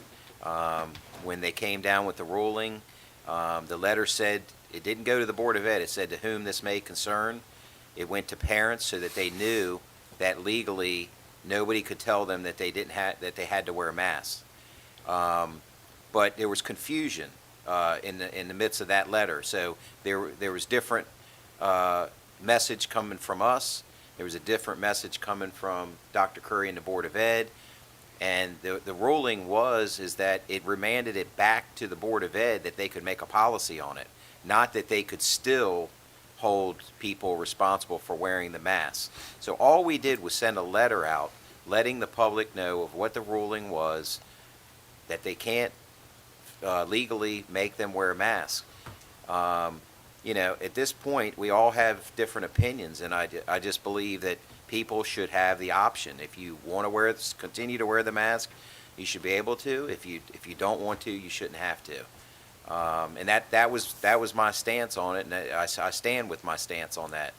As far as what the lady spoke of earlier, of how people acted at the Board of Ed meeting, I would never condone that type of people acting that way or speaking out or out of line. It's not right. I mean, we're grown adults. You need to act like a professional. And what kills me the most is all this affects the kids. The kids have been lost in the shuffle of all this political stuff. And it's a shame. It really is. And our leaders, including us and all of us, need to stop for a minute and think about the kids and how it affects the kids and move forward. Build a better relationship with the Board of Ed. Try to get together, start having our quarterly meetings again, and get this worked out. That's just my 20%. Commissioner Gadway? First of all, I do want to mention that I was able to go to the Avenues ribbon cutting. Avenues is a substance abuse treatment facility here in Prince Frederick. They're actually an organization that has, I believe, 5 or 6 different places. One here in Prince Frederick. I was very happy to hear that they've expanded with the latest expansion out to 90 beds, and they actually employ over 60 residents of Calvert County on a full-time basis. It's great to hear that we have such a program here that helps out, works with the hospital, works with other organizations throughout the county. Transitioning, I too was at school board meeting. On the 22nd, the State Board of Ed made a decision that they expected to have the mask repealed by March 1st. Within 2 days, the superintendent of schools sent out a message to all the parents that the way it was received, maybe not the way it was written, but the way the letter was received by many was, we don't care what the state says, we're going to revisit this on the 14th and keep the masks into place until the 14th, and we'll revisit it at that point. Didn't mention anything about state laws changing or anything like that. I know that kind of fired me up a little bit, and I know that fired up an awful lot of parents. And there was 200 parents there that night. As I've been asking the Board of Ed to revisit and lift their 10-person limit of listening to parents and public, they've continuously for 7 months said no, where there's been a motion nearly every meeting where they continuously, the majority, a motion is made, it's seconded, the majority come down and say, no, we don't want to listen to more than 10 parents at a time. I don't understand that. The parents don't understand that. I wanted to speak the other night. I couldn't because there was already 10 people signed up. If I offended anyone that night, I'll apologize. I do remember clapping at one point in time when a person who I consider to be an icon in Calvert County, Mr. Pat Nutter, asked a question, made a motion, and was seconded. And then that motion failed. He started talking about something else, and the board president, in my opinion only, chastised and corrected and questioned Mr. Nutter for doing exactly what I'm doing right now, which is acknowledging that I'm hearing someone that came to our public comment, and I'm trying to acknowledge and respond to a person during public comment. And when anyone attacks a person like Mr. Nutter, maybe it wasn't meant as an attack, but I perceived it as what it was. I don't know. Mr. Nutter was stunned by it. A lot of people in the room were stunned by it. I did not hear any threats of violence. Not to say that didn't happen. I'm just saying I personally didn't hear them. I can't condone those in any way, shape, or form. Would not. And if I would have heard of them, I personally would have corrected them. But going after a person who's got, I'm guessing, 50, maybe 60 years of service to this county, who has volunteered to step up in so many different ways to this county and is trying to do the right thing, to have someone in an elected position attack that person or condemn that person or correct that person and make that person try and feel lesser of a human or lesser of a person, I personally think is unconscionable. I feel that an apology is due to Mr. Nutter, and I will personally apologize to Mr. Nutter for not doing something prior to today's date to try and ensure that he is treated with the utmost respect that he so well deserves. With that, I would like to say on a much, much brighter note, I had a lot of warm and fuzzy feelings in my heart and soul Monday morning when I dropped the trailer off at my daughter's house so she could load it up with trash, and I headed out of her neighborhood, and I saw child after child after child in elementary waiting for their school bus, not a single mask because they were optional. Every single one of the children was smiling. They were laughing. They were playing. The parents were smiling and goofing around with them. I have not seen children playing at the bus stop and smiling for minimum 2 years. Made me feel good. Thank you. Thank you. Vice President Weems? Yes, sir, Mr. President. And just to to segue on that topic, all of our lives have been upended by this pandemic. You know, the background has always been the pandemic. Our emotions are magnified by the pandemic. It demands full attention. This was part of the Ukraine invasion, but we hope for a swift and peaceful resolution that upholds the rule of law and the will of the people. I'd like to add that on a micro level here in this county, we need to have a return to civility. And that's really all I have on that note. I came today to speak of sometimes it's best to leave the dance floor while the music is still playing. I want to publicly state today that I will not be seeking re-election for a fourth term. Commissioner Hart, you spoke of the first time. You didn't know where the bathroom was. Yeah. You said the second time, I didn't have time. What was that again? Well, I see so much, right? No. Amen to that. The third is a mystery, and the fourth, my friend, Yeah. is not going to occur for me this time. I want to thank the citizens of Calvert County. It doesn't preclude me from public service in the future, but it's time for me to take a break out of this cycle. It's been an honor and a privilege.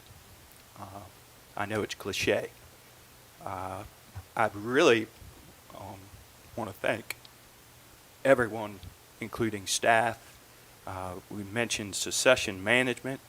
I think the county is in a good place with our staff. I think those who wish to be elected official, I hope they get the drive to file. But I want to thank so many people, my friends, supporters, family, especially my wife. And that's all. Thank you. Thank you, sir. I don't know what to say after that. And I need back in boss after that. So, I'm sorry to hear that, Commissioner Weems, but you're going to be here for a while, so we'll have time to take care of that. Since the BOE is the topic of discussion today and commissioner comments, Commissioner Weems and I didn't go.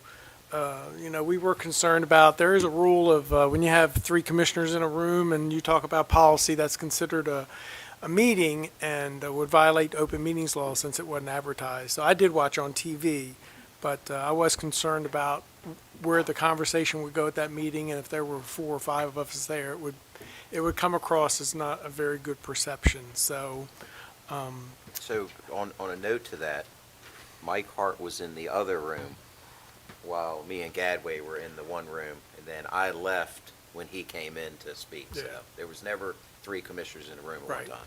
but not knowing how the night was going to go, it was just easier, and they televise it, so I got to see all of it. The only thing following up from public service announcements earlier on, and just for those individuals out there, I know there's a lot of confusion now. Mask mandates are getting dropped, and as far as I know, right now in Calvert County, the only government-run building is this courthouse that still requires a mask. So if you're coming to the courthouse, you will have to have a mask.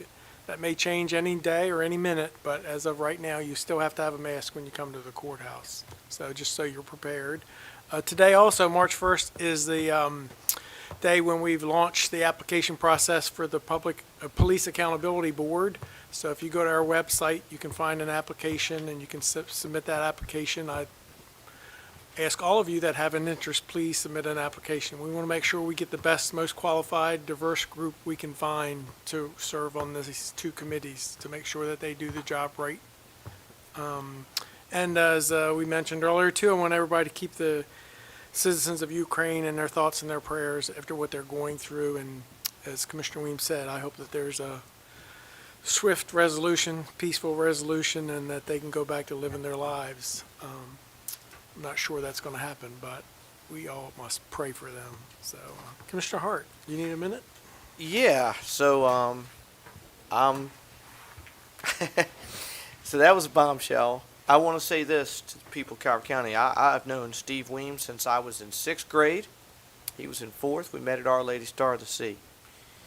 And you can not always tell the character of a human being by their family. You know, sometimes the best efforts, you know, you try, and there was an old country song that said, "Mama tried to raise me better," you know.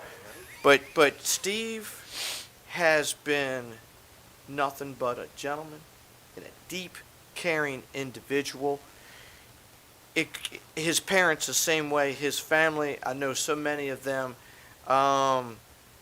At times in life, I have gone to his father and seeked advice and on things.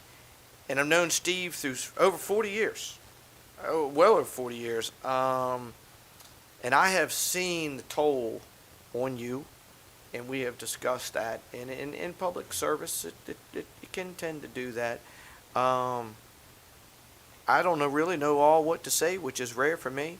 I will, you know, I want nothing but the best for you and your family. Thank you. And that is sincere. I mean, you know, it's an individual that you can only make with yourself and your family, you know, because that at the end of the day is, you know, I know it didn't come light to you. I know that. I